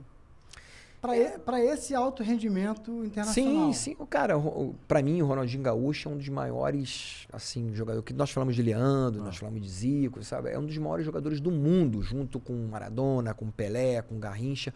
O Ronaldinho Gaúcho tá nesse nível. Só que, assim, a questão, eu treinei contra o Ronaldinho na época, sei lá, 2010, aí tava com 40 e poucos anos aí, 43, 44 anos. E eu consegui marcar o Ronaldinho, cara. Ele não conseguia passar por mim de lateral direito. Falei, Ronaldo, você precisa melhorar. Eu conversava com ele, eu batia um papo com ele. Você precisa se concentrar e precisa fazer o melhor, porque você tem mais uma Copa. Eu tenho certeza que você pode ajudar a gente demais, assim como aconteceu com o Adriano. Cansei de falar com ele, porque quando o Adriano voltou pro Brasil, com aquela questão da perda do pai dele, o Dunga conversou comigo e falou, não deixa ele parar de jogar, ele é muito importante pra gente. Eu fui, conversei com ele, conversei com a mãe dele, com a avó dele, bati papo com o irmão dele, quando eu era pequenininho ainda, o irmão dele. Mas assim, são jogadores que, cara, extracampo estavam... Não tinha foco. E isso atrapalhou muito a convocação dos dois, né? Tá, então eu vou pegar a carona aqui no Neymar, que a gente tá falando de craques, de extra série. E você acha que o Neymar ainda tem chance de ser melhor do mundo ou não? Ou como é que você viu essa questão da lesão dele? Ele tá fazendo o Cruzeiro... foco, Jorge Jesus até essa semana passada, essa semana, comparou ele com o Cristiano Ronaldo em termos de foco, de determinação, enfim. Se falasse do Neymar. Cara, o Neymar assim, já tive muitas polêmicas em relação a isso por causa de 2010, né? Porque falaram lá que Neymar e Ganso eram iguais a Pelé e Garrincha. Eu falei, pô, é impossível, pelo amor de Deus, não comparem. E hoje a gente sabe que não tem a menor condição de comparar. O Neymar, naturalmente, chegou mais longe, mas o Ganso é um grande jogador, muita qualidade e tal, mas não teve o sucesso que a gente esperava, que na época, inclusive... A gente pensou em convocar o Ganso e a gente só não convocou porque existia uma norma entre nós que a gente falava, nós não testamos, nós não vamos levar para a Copa do Mundo. E a última oportunidade que eles tinham de ser convocados foi justamente quando eles tiveram a final, se eu não me engano, na Copa do Brasil, que o Dorival era o treinador. E eles foram convocados, mas eles não podiam ficar fora dessa final. Nessa época não parava tudo, né? Não parava por causa de um jogo importante como uma final de Copa do Brasil. E aí, então teve toda essa polêmica. Agora, o Neymar, primeiro que ele fez uma grande Copa do Mundo. Ele jogou muito em 2022. Tá? Se a gente não tivesse a infelicidade de ter uma troca de posições ali, o Pedro tá quase que como um meia, um volante, e o Fred à frente, a gente não teria tomado aquele gol. E a gente estaria hoje, provavelmente, aí feliz da vida, porque a gente teria sido campeão. Porque eu tenho certeza que o Brasil não perderia se chegasse numa final contra a Argentina, numa semifinal contra a Argentina. O Brasil era melhor do que a Argentina. Muita qualidade. E o Brasil é melhor do que a Argentina. Tem jogadores com mais qualidade que a Argentina. Só que os caras se fecharam com o treinador. Os caras jogaram assim, com um coração assim, impressionante. Era o que acontecia com o Botafogo durante um bom tempo. Ninguém poderia imaginar, mas um time, vamos dizer assim, normal, um bom time, não tinha nenhum craque, mas era um time que tinha sangue nos olhos, um time que disputava cada palmo assim com toda a sua vida, com todas as suas forças. E isso foi a Argentina. Então, assim, algumas contusões do Neymar, eu tenho certeza que foram infelicidades, não foi uma questão dele se cuidar ou não cuidar. Foram infelicidades que aconteceram. Outras, talvez, por uma questão de foco. Eu tenho idade para ser pai no Neymar. E eu lamento muito ele não ter conquistado ainda, por exemplo, ser o melhor do mundo, porque ele tem todas as capacidades. Pelo menos umas 3 todas as capacidades. E ele precisa agora, nesse momento, de tomar uma decisão na vida dele. Essa questão, eu não sei se no Cruzeiro ele não estava focado, se ele não estava fazendo o tratamento, que ele pode fazer o Cruzeiro e fazer o tratamento. Não é bom, porque querendo ou não fica muito oba-oba e tal, e aconteceu também coisas que não deveriam acontecer no Cruzeiro, infelizmente aconteceram infelicidades ali, e o ideal seria ele estar focado no retorno dele, no tratamento dele, Mas eu tenho certeza absoluta que o Neymar tem todas as condições, como ele fez a Copa do Mundo 2022. É claro que ele vai estar um pouco mais velho, mas isso o Messi provou que é possível. Ele pode fazer uma Copa de 2026 maravilhosa e ele, nesse período, ele pode ser ainda escolhido um dos melhores do mundo. Por quê? Mesmo jogando lá. Vai dificultar um pouco mais, porque realmente assim o foco não está ali, não está no mundo árabe, com certeza. Mas ele servindo a seleção brasileira, ele pode naturalmente ter uma grande conquista, que é a 2026, aí daria para ele uma força muito grande. Isso aí, naturalmente, você lembrou bem, jogando no mundo árabe, fica muito mais difícil dele se tornar ou dele ser eleito realmente o melhor do mundo, a não ser que ele faça assim, um estrago realmente, assim, como o Cristiano Ronaldo, ou mais fez do que os gols que ele fez, e ele possa fazer grandes jogos e muitos gols, e na seleção brasileira ele também ter assim, partidas maravilhosas.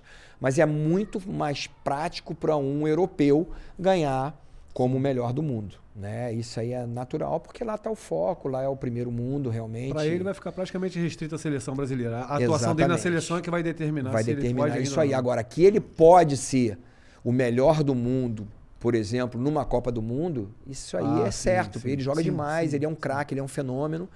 E ele precisa realmente, assim, é muito difícil ficar falando, porque eu já bati sobre essas coisas. Ele precisa realmente entender que o tempo está passando, e o tempo passou, e está passando, e provavelmente é a última oportunidade que ele vai ter.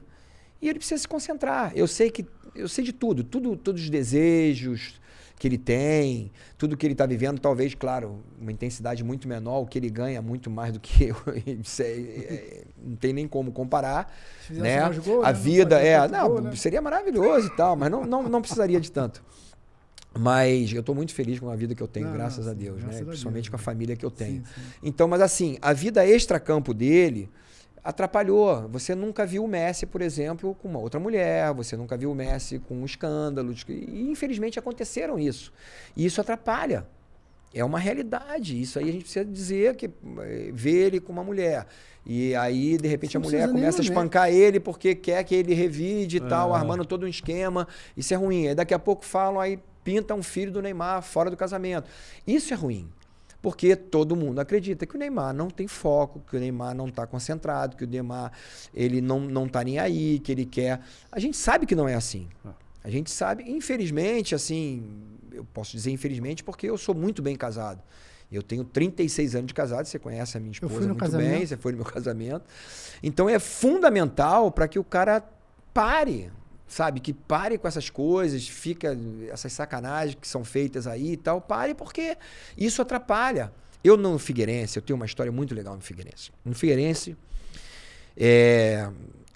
nós fizemos um trabalho maravilhoso lá em 2011. O programa é só resenha, conte resenha para nós. Tá.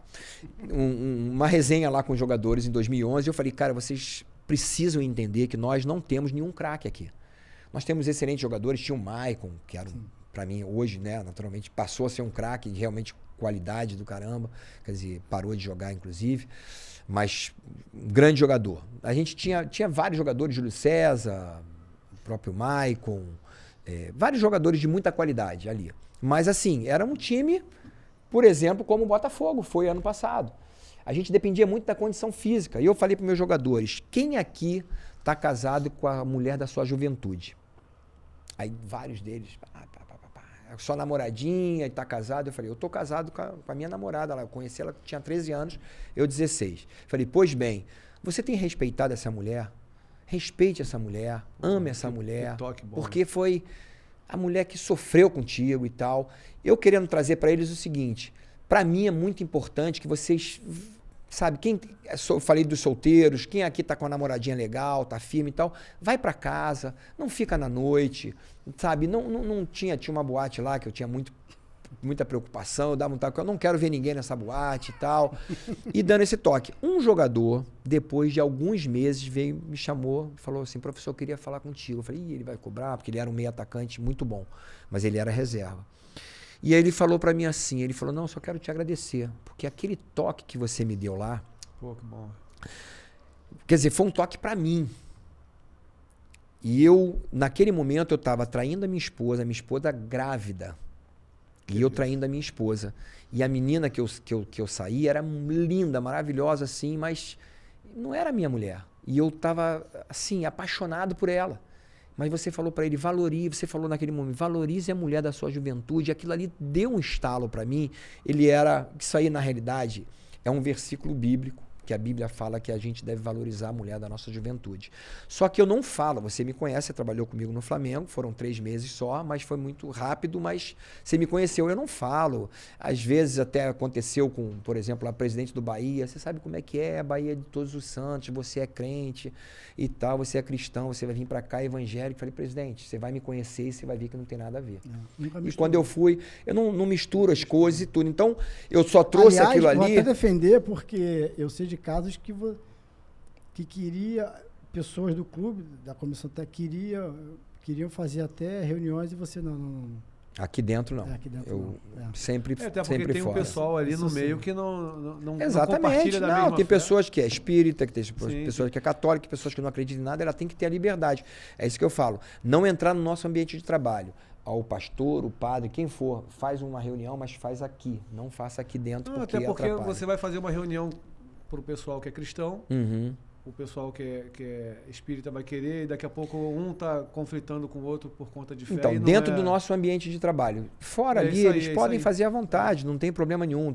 Estamos num hotel e tem uma sala lá embaixo, pode pegar a sala, vocês podem fazer a reunião que vocês quiserem, que eu fazia isso. Só que eu fazia como jogador. Se você tem um jogador que é cristão, que quer falar dentro fazer uma reunião entre vocês, sem problema nenhum. Não quero um corpo estranho, uma pessoa de fora que vem aqui, porque pode dar problema. E tinha essa experiência como, na época, atleta de Cristo, né? Então, voltando a essa situação, esse jogador, ele pescou o negócio. Por quê? Porque ele era cristão e ele estava já há muito tempo, não ia à igreja e tudo. Ele sacou a situação que... Eu tava chamando a atenção deles para uma coisa muito importante para a vida deles. E aí ele largou essa menina e foi uma coisa, ele falou assim, cara, você mudou a minha vida, hoje, se eu tô casado com a minha esposa, meu filho nasceu, e eu agradeço assim aquele toque que você deu. E eu fico muito feliz por isso. Então, falar dessas questões é sempre muito polêmico, né? Porque, sabe, eu não tô na seleção... eu tô desempregado há 1 ano e pouco, tomei uma decisão de não pegar nenhum time de segunda divisão ano passado, por isso que eu não fiquei empregado, porque tive algumas propostas da segunda divisão. Esse ano eu preciso voltar, preciso naturalmente retomar minha carreira. Mas assim, falar de Neymar é fácil porque ele joga demais. O que ele precisa só é organizar a vida dele. Não deixar, porque essas coisas de extracampo atrapalham demais e, querendo ou não, tira teu foco. De repente, do nada, aparece teu filho. Um filho que você vai ter que bancar e que você vai ter que ajudar. E é problema, é dor de cabeça. Então, se ele se concentrar, tudo que eu quero, tudo que nós brasileiros queremos é que ele se concentre, que ele realmente tenha foco, que ele faça o melhor, porque a seleção brasileira precisa dele. E ele realmente é o grande nome da seleção brasileira ainda hoje. Estamos caminhando para o fim e nós vamos agora para o nosso quadro. Jorginho, nós vamos para o nosso quadro Resenha ou Espalha Rodinha. Olha lá. Você sabe o que é isso? Resenha. Vamos botar alguns personagens resenha aqui. É o que a gente está tendo aqui. Resenha, né? se o cara é maneiro, se o cara é legal. Espalha rodinha, isso aqui é o cara mala. Tá todo mundo aqui conversando. Não bota em furada não. Aí vem um cara mala e todo mundo sai assim de fininho. Todo mundo começa... Espalha. Educadamente a gente não faz isso. Vai devagarinho, deixa bater um papinho. Aos poucos vai lembrando os compromissos. Não, tem uns que o nego vaza assim, ainda mais hoje com o celular. Sejam bondosos comigo, por favor. Não, tá legal. Vamos ver, eu não sei. Mais ou menos. Mais ou menos, vamos lá. Primeiro cara esse aí, resenhaço. Isso é meu irmão, rapaz. Isso é resenha total. Isso aí é um grande amigo, um grande irmão. As nossas famílias são amigas, nossos filhos. A gente está sempre junto. Tem alguma resenha que ninguém sabe, que você ainda não contou para ninguém, com esse cara aí? Com o Zinho? Algumas pessoas já sabem, mas, por exemplo, ele foi muito importante para mim num jogo importantíssimo do Vasco da Gama contra o Remo, se eu não me engano, na Copa do Brasil. Eu tirei o Thales, que faleceu, de atacante e coloquei o Rafael Vaz, zagueiro de atacante. e foi numa resenha de Zinho e Joelto, que era o meu preparador físico, que hoje é o meu auxiliar técnico. Falei com ele ontem. Que o Zinho agora é comentarista, a gente sabe bem da ESPN. E aí os dois configurando assim, cara, o Thales está muito mal. E a gente precisa empatar esse jogo. A gente tava perdendo o jogo, que a gente tinha empatado lá. Quer dizer, a gente tinha ganho lá e tava empatando. Quer dizer, a gente tinha empatado lá, só que de 0-0. E aqui a gente tava perdendo de 1-0. A gente ia ficar fora. E aí... Não, a gente tinha ganho lá. E se fosse 1-1, a gente ia pra pênalti. Aí ele falou, cara, a gente precisa fazer alguma coisa. Só que a gente não tem banco, não tem um atacante no banco. A gente já tinha colocado já todos. Aí os dois configurando atrás de mim. E eu sabia também do Rafael Vaz, porque a gente colocava ele na pelada, ele botava sempre centroavante, fazia gol pra caraca. Aí os dois tiveram a ideia, vamos colocar ele de centroavante? Vamos tirar o Thales? Vamos. Aí vieram e falaram comigo. Eu falei, resolveu. Aí na hora que eles falaram assim, falei, concordo, 100%. Então assim, Crisan César de Oliveira Filho, o Joelton, Urtiga são importantíssimos pra mim aí. Resenha total. Resenha. Vamos ao próximo. Muita resenha. Esse é o mais resenha, né?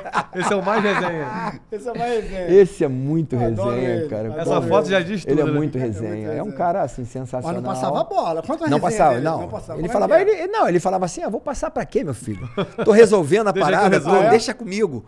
Não, inclusive o gol que nós fizemos, o gol do título, né, contra o Internacional, foi num lance desse, que ele saiu driblando. Aí ele adiantou um pouco a bola, não sei quem foi do Inter que deu um balão, eu subo na cabeça, cabeceio, aí tu pega essa bola, Zinho, Andrade, Bebeto e sai o gol. Mas era isso, ele falava assim, não adianta que eu não vou dar. E aí, muitas vezes ele ficava como centroavante e o Bebeto caía de ponta. E aí eu já tinha jogo, o Bebetinho nem olhava, já sabia que eu passava com tudo, ele dava só o tapa na frente. Mas esse também é muito resenha, porque ele era um cara sensacional. Um cara que tinha muita moral, já tinha sido campeão do mundo, e a gente jogando lá nesse timaço lá de 87. Muita resenha mesmo. E eu tive um privilégio de uma vez, você vê o quanto as pessoas... Ele me sacaneava muito, eu cristão, e eu fiel à minha esposa, tinha casado já. E ele, quer dizer, na realidade eu casei em 87. Ia casar. Eu conheci vocês em 83. Tu me conheceu. Você já namorava ela? Já namorava a Cristina. 81 comecei a namorar. Foram 6 anos de namoro e noivado. E o Renato me sacaneava pra caramba, não pega ninguém, não sei o quê. Eu falei, não pego mesmo. Eu só pego só ela. E, pô, tu era o espalha-rodinha da galera dele, né? Pelo amor de Deus. Não vamos contar muitas coisas que aí tem outras pessoas que a gente não pode nem falar o nome. Mas era resenha o tempo todo. E aí, uma vez ele estava machucado. Era um jogo contra o Botafogo muito importante.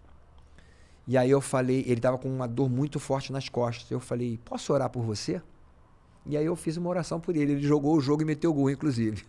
E depois ele me agradeceu. Então, muito legal, assim, porque tem sido um cara com extremo sucesso, principalmente no Grêmio, né? Tem feito um sucesso maravilhoso. Eu torço muito por ele, porque ele é um cara raiz, é um treinador raiz, aquele cara e muito competente, um cara que conhece muito, não apenas de treinamento tático, tem uma visão excelente do jogo, mas esse cara raiz, esse cara realmente que fala a linguagem do jogador, né? Próximo. Cara, é um mais resenha do que o outro. Resenha? Muita resenha. Nossa, meu Deus do céu, muita resenha. Joel Santana, a gente já falou um pouquinho sobre ele, né? Figuraça, o quanto ele foi importante ali nas conquistas de 2000. Chegando ali depois, o Oswaldo Oliveira também teve a sua importância, talvez aí 70-30. O Oswaldo Oliveira realmente foi o cara que montou tudo, todo o sistema tático e escolheu os jogadores. É claro que tinha grana para isso, mas a chegada dele foi fundamental. Mas é muita resenha, porque ele é um cara muito divertido. A gente nunca... Todos os treinamentos a gente ria com esse cara. Não, e a coisa, assim, fluía naturalmente. Importante para os 4 times do Rio, né? É exatamente. Importante para todos, né?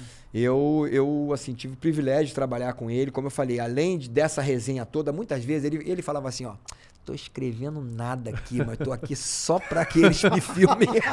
só pra aparecer na telinha, né? Eu ficava ali e tal, botava a canetinha na boca e tal. E... Dando migué, né? Mó migué, né? Mas esse era muita resenha, muita resenha. Próximo. Pô, que bom vocês estão me dando. Esse é resenha também pra caraca. Tá apertando aí. E ele gostava muito da resenha com o Ricardo Rocha, né? Porque botava o Ricardo Rocha no meio e era resenha Ricardo Rocha, total. estamos esperando aqui, Ricardo. Chama de Jesus ainda? Me chama até hoje, Jesus, cara. né? Até hoje, baixinho me encontra e fala, Jesus. Muita resenha também e a gente é muito grato a ele, né? Como nós falamos sobre isso, né? E esse jeitão dele, o Romário, para quem conhece ele ali na intimidade, ele é um cara extremamente simples e ele é muito marrento para quem tá para fora. Sim. Mas ele tem um coração muito bom. É um cara que tem... As pessoas que conhecem ele muito bem, eu sei que teve alguns atritos, aí já teve atrito com o Bebeto, teve atrito com o Dunga, né? Já teve alguns problemas. Esse ano nós fazemos 30 anos e eu preciso que todos os tetracampeões estejam juntos. Né? Nós vamos completar 30 anos de tetracampeonato, então a gente não pode deixar de comemorar isso. Se eu estiver trabalhando, eu vou ter que dar um jeito, eu tenho que sair, mas eu tenho que é um compromisso que eu tenho que ter.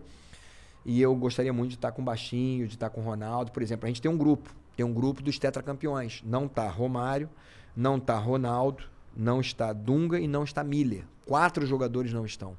E eu gostaria muito, eu faço um apelo aqui, né? Quem sabe aí, esses jogadores podem ver esse podcast, resenha. O apelo não é uma convocação. Então, aí, né? exatamente, que eles precisam estar com a gente, porque assim como nós, quando a gente foi campeão, a gente fez uma festa na casa do Parreira e o Parreira colocou Amigos para Sempre.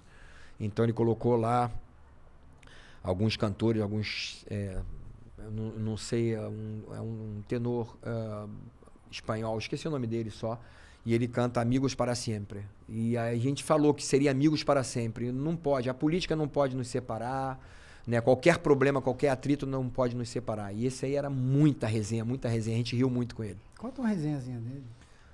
Ou no Vasco ou na seleção? Deixa eu lembrar aqui. Não, as resenhas dele eram muito boas, porque ele ficava assim, a questão que eu falei do Ricardo Rocha, ele ficava o tempo todo prestando atenção nos erros de português do Ricardo Rocha. Kawasaki, como é que é? E o do Kawasaki foi assim, todo mundo sacou, mas ele que foi o primeiro a dar a gargalhada.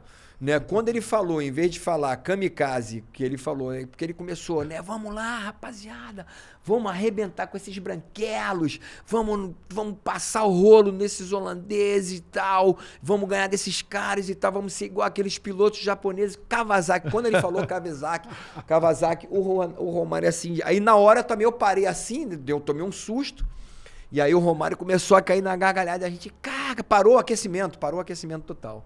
Então, assim, ele estava muito ligado aí em relação ao Ricardo Rocha, a gente se divertia demais, o Ricardo Rocha foi um cara muito importante pra gente, mas agora, esse era muito resenha mesmo. O próximo foi importante, eu sei que foi importante para você, quem é o próximo aí? Eita, Zagallo, esse nos deixou há alguns dias atrás.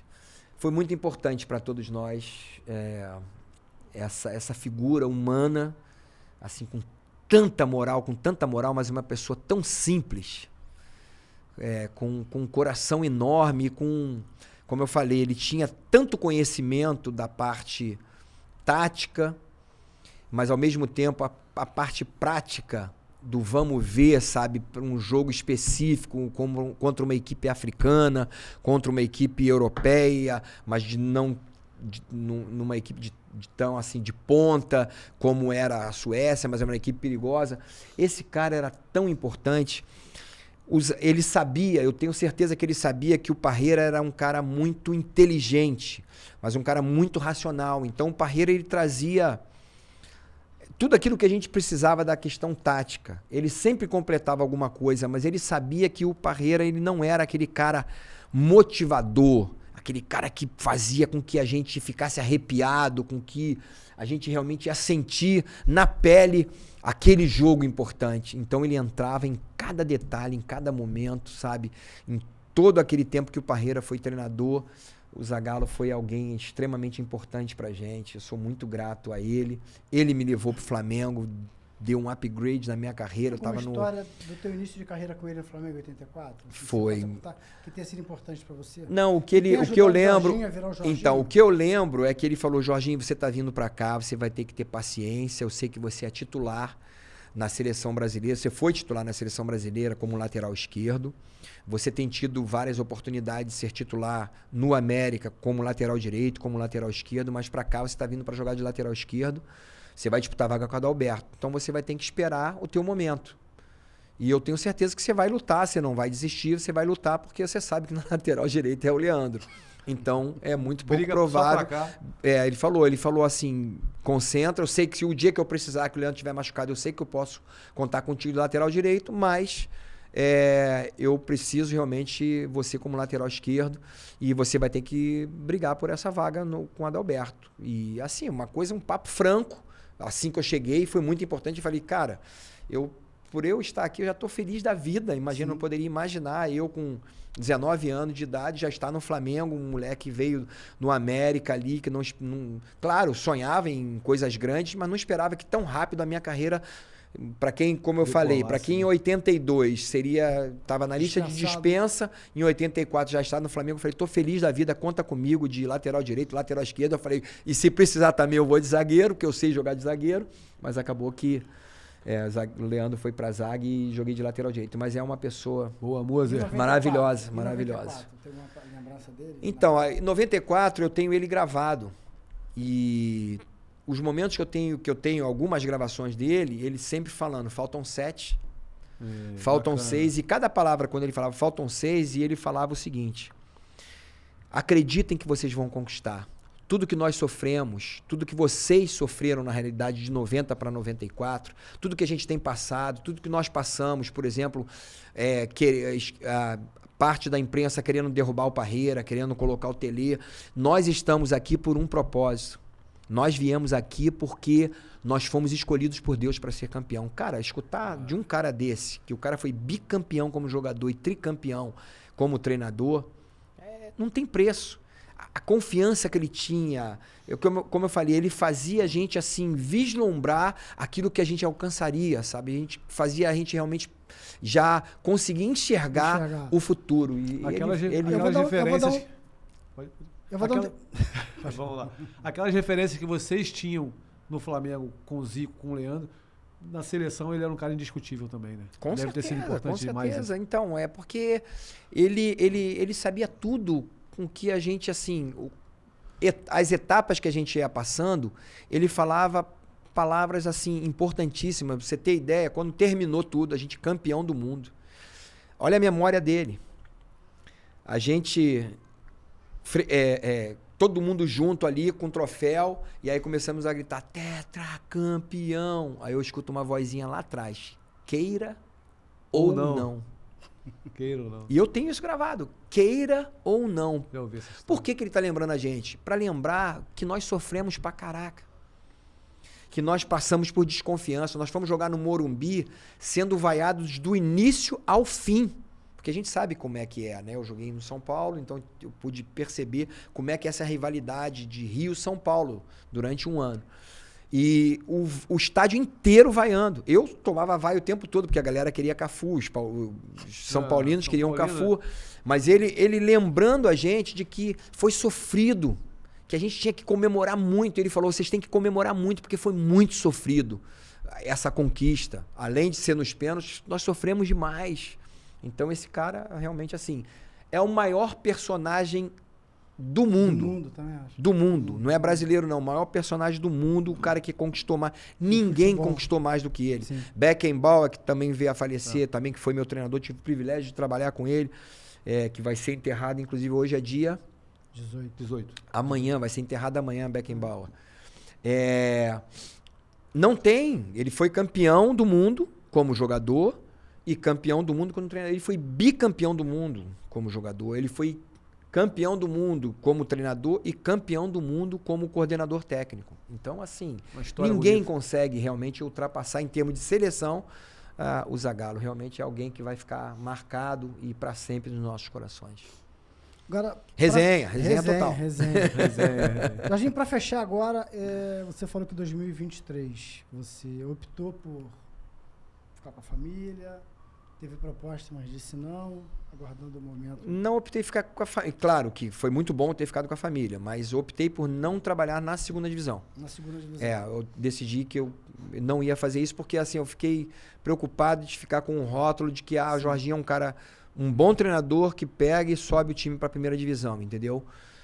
Se eu tivesse, por exemplo, era o Juventude, Carpini, tivesse subido, talvez poderia estar hoje no São Paulo. Sim. Ou não. Carpini tem 39 anos, eu tenho 59 anos, 20 anos mais velho. Eu não sei qual foi realmente o critério para levar o Carpini, mas com certeza ele fez um grande trabalho, tinha feito um grande trabalho há um tempo atrás no Água Santa, inclusive contra o próprio São Paulo, né? E um treinador jovem, né, com ideias atuais, legal. Eu não sou desatualizado de jeito nenhum, estou muito atual, estou estudando agora há pouco tempo mesmo, estive na Alemanha, em julho e agosto estive na Alemanha, quer dizer, julho e outubro estive na Alemanha, estudando um pouquinho, buscando informações, estive com o Xabi Alonso, foi muito bom ter tido esse período com ele, mas fala aquilo que você ia...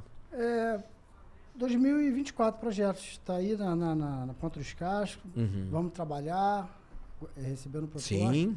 Soube que bateu na trave de Juventude, procede ou não? Na realidade, assim, ninguém do Juventude me ligou, mas uma pessoa muito ligada ao Juventude, inclusive que foi um profissional do Juventude, me ligou dizendo que estava meu nome, falou inclusive com o meu empresário, dizendo que estava meu nome e o nome do Roger lá, que estavam muito fortes. Claro que o Roger levava uma certa vantagem por ser gaúcho, mas que era uma possibilidade. E se pintasse, realmente eu iria. Inclusive, expliquei para ele que eu não tinha ido porque o Juventude tinha me convidado ano passado, mas eu tinha tomado essa decisão de não pegar uma equipe de segunda divisão.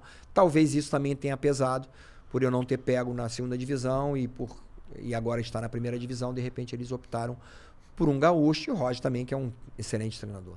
Algum recado você queira deixar para alguém? Não, só dizer que assim, eu vivo todos os momentos muito, muito, muito intenso. Fiquei feliz da vida por ter passado esse tempo com a família. Foi muito bom. Meus netos, tenho três netinhos, três netos. Bela com 6 anos, Luca com 4 e Mila com 1 ano. Estou feliz da vida, a gente curte demais, feliz com a minha esposa, meus filhos, né? A gente curtiu bastante esse tempo. Mas é um tempo agora de trabalho, eu preciso trabalhar. Sim. E esse ano realmente não tem como negar uma equipe de repente de segunda divisão, se aparecer, eu vou encarar, porque eu preciso trabalhar e a gente fica muito longe do mercado. O próprio Roger, né, que ficou aí mais de 1 ano e meio, né, desde que o Renato assumiu lá, né, depois do Roger, a coisa, né, cresceu, foi muito melhor ali do que aquele período, e o Roger sabia que precisava realmente pegar um trabalho, ele não vinha de nenhum trabalho de equipe pequena, por exemplo, como né, entre aspas, o Juventude, que dentro do futebol brasileiro ainda é um clube pequeno, mas que tem todas as possibilidades, inclusive muito bem organizado, paga direitinho, não paga muito, mas paga certinho, né, tudo organizadinho. Estão melhorando o CT e por aí vai. Então eu preciso realmente retomar a minha carreira e para mim é muito importante para que eu esteja trabalhando esse ano. Só para finalizar, teve uma... Nós combinamos ali de te fazer uma pergunta e acabamos não fazendo. Eu vou chegar nela, mas antes eu vou te fazer uma pergunta rapidinha. Já viu que na internet o pessoal fica perguntando assim, vou te perguntar se você jogou mais ou jogou menos do que um determinado jogador ou não? Sim. Eu vou falar 2 nomes só e o terceiro a gente vai entrar o porquê que a gente está perguntando isso aqui. Quem jogou mais, você ou Leandro? Leandro. Quem jogou mais, você ou Cafu? Ele teve mais conquistas, mas assim, o ofício de lateral, eu acho que eu era mais técnico, vamos dizer assim, em termos... não mais técnico. O Cafu tinha alguma coisa que eu não tinha, do drible. Uhum. Eu não era um cara que driblava, eu era um cara mais de um tapa e cruzar. Mas você jogou mais? Mas eu acho que eu fui mais completo do que ele. E agora a grande pergunta, você ou o Gabriel? Qual Gabriel? Essa que era Gabriel, a pergunta. Filho do Vladimir. Você viu o vídeo que ele só não jogou mais do que o Leandro? Ele fala que só não jogou mais que o Leandro. Ele era muito bom jogador, eu gostava muito dele, mas... Sim, não era só mais Gabriel, do que o Leandro. Meu querido, com todo respeito. Não era só o Leandro, né? Não dá. Não, realmente o Gabriel foi muito bom jogador. Gabriel tinha todas as valências de um grande lateral. Veloz, talvez a altura dele né? Ele era um pouco mais baixo do que eu, mas também não influencia, né? Talvez numa cobertura de um zagueiro, tal, numa bola alta. Mas ele cruzava muito bem, era extremamente veloz, marcava bem, por essa velocidade dele, ele marcava bem. Mas... Jorginho, né? Jorginho. Tá na outra prateleira ainda, né? Ele tá numa outra prateleira, né? Com certeza, com certeza. Valeu. Mas assim, um prazer estar com vocês aqui. Cara, obrigado muito bom, demais. fico muito feliz, né, de poder bater essa resenha mesmo. Foi muito boa, muito boa. E desejar que Deus abençoe o nosso Brasil, né? A gente está passando momentos difíceis agora mesmo, né? Talvez, se eu puder falar sobre isso, alguns bairros sofreram muito com a enchente. Eu estou com foco muito ali em Acari, né? Eu estou com uma galera, inclusive, se mobilizando para a gente ajudar a Acari, porque o rio Acari transbordou e muita gente perdeu muita coisa, está sem nada mesmo. Graças a Deus, muitas vidas foram poupadas ali, conseguiram, mas muita gente perdeu muita coisa, então a gente está com foco em relação a isso. Então, que, né, você que tem um pouquinho mais, olha para quem está próximo de você, eu que sou dali, de Guadalupe, muito próximo. Eu quero, de alguma forma, contribuir para que as pessoas tenham um recomeço de vida. Então, você que está muito próximo aí dessas pessoas que foram afetadas, muitos lugares foram afetados, graças a Deus ali, Instituto Bola para Frente, meu trabalho social, Guadalupe não sofreu tanto, mas muitos bairros sofreram e a gente precisa contribuir para que as pessoas possam reestruturar suas vidas. Verdade, importante. Vamos encerrar? Vamos encerrar. Esse foi mais um episódio do Só Resenha Podcast. Aqui, diretamente do meu Estúdios. Meu Multi-Estúdios, que é o maior e o mais completo hub de podcast do Brasil. Estamos ao vivo aqui com a galera aqui passeando no shopping, todo mundo olhando. A galera reconhece. Quem é bom, eles reconhecem de longe. Para você que não conhece, que ainda não veio, aqui no Parque Shopping Jacarepaguá, Freguesia, Rio de Janeiro. Aqui no terceiro andar, um estúdio lindo, maravilhoso aqui, de vidro. Que todo mundo aqui na parte de alimentação participa, vem, dá tchau, fala com a gente. A interação da galera. Muito maneiro. E esse foi mais um episódio. Aguardem, porque virão novos convidados de altíssimo nível, né, Marcelo? Perfeito. Semana que vem. Amanhã temos Marcelo Leite. Semana que vem o Moser. Que beleza. Então tem uma galera boa chegando aí. Aguarde que tem muita coisa boa. Manda um abração aí pro Ricardo Rocha também. Mauro Não, Galvão, eu vou mandar um abração pro Moser, principalmente pelo futebol que ele jogou. Aquele futebol ele salvou muita gente. Salvou talvez um título brasileiro. Moser, obrigado, um título mundial do Brasil. Eita. Galera, muito bom. Obrigado. Prazer. E até o próximo podcast. Valeu, rapaziada. Valeu.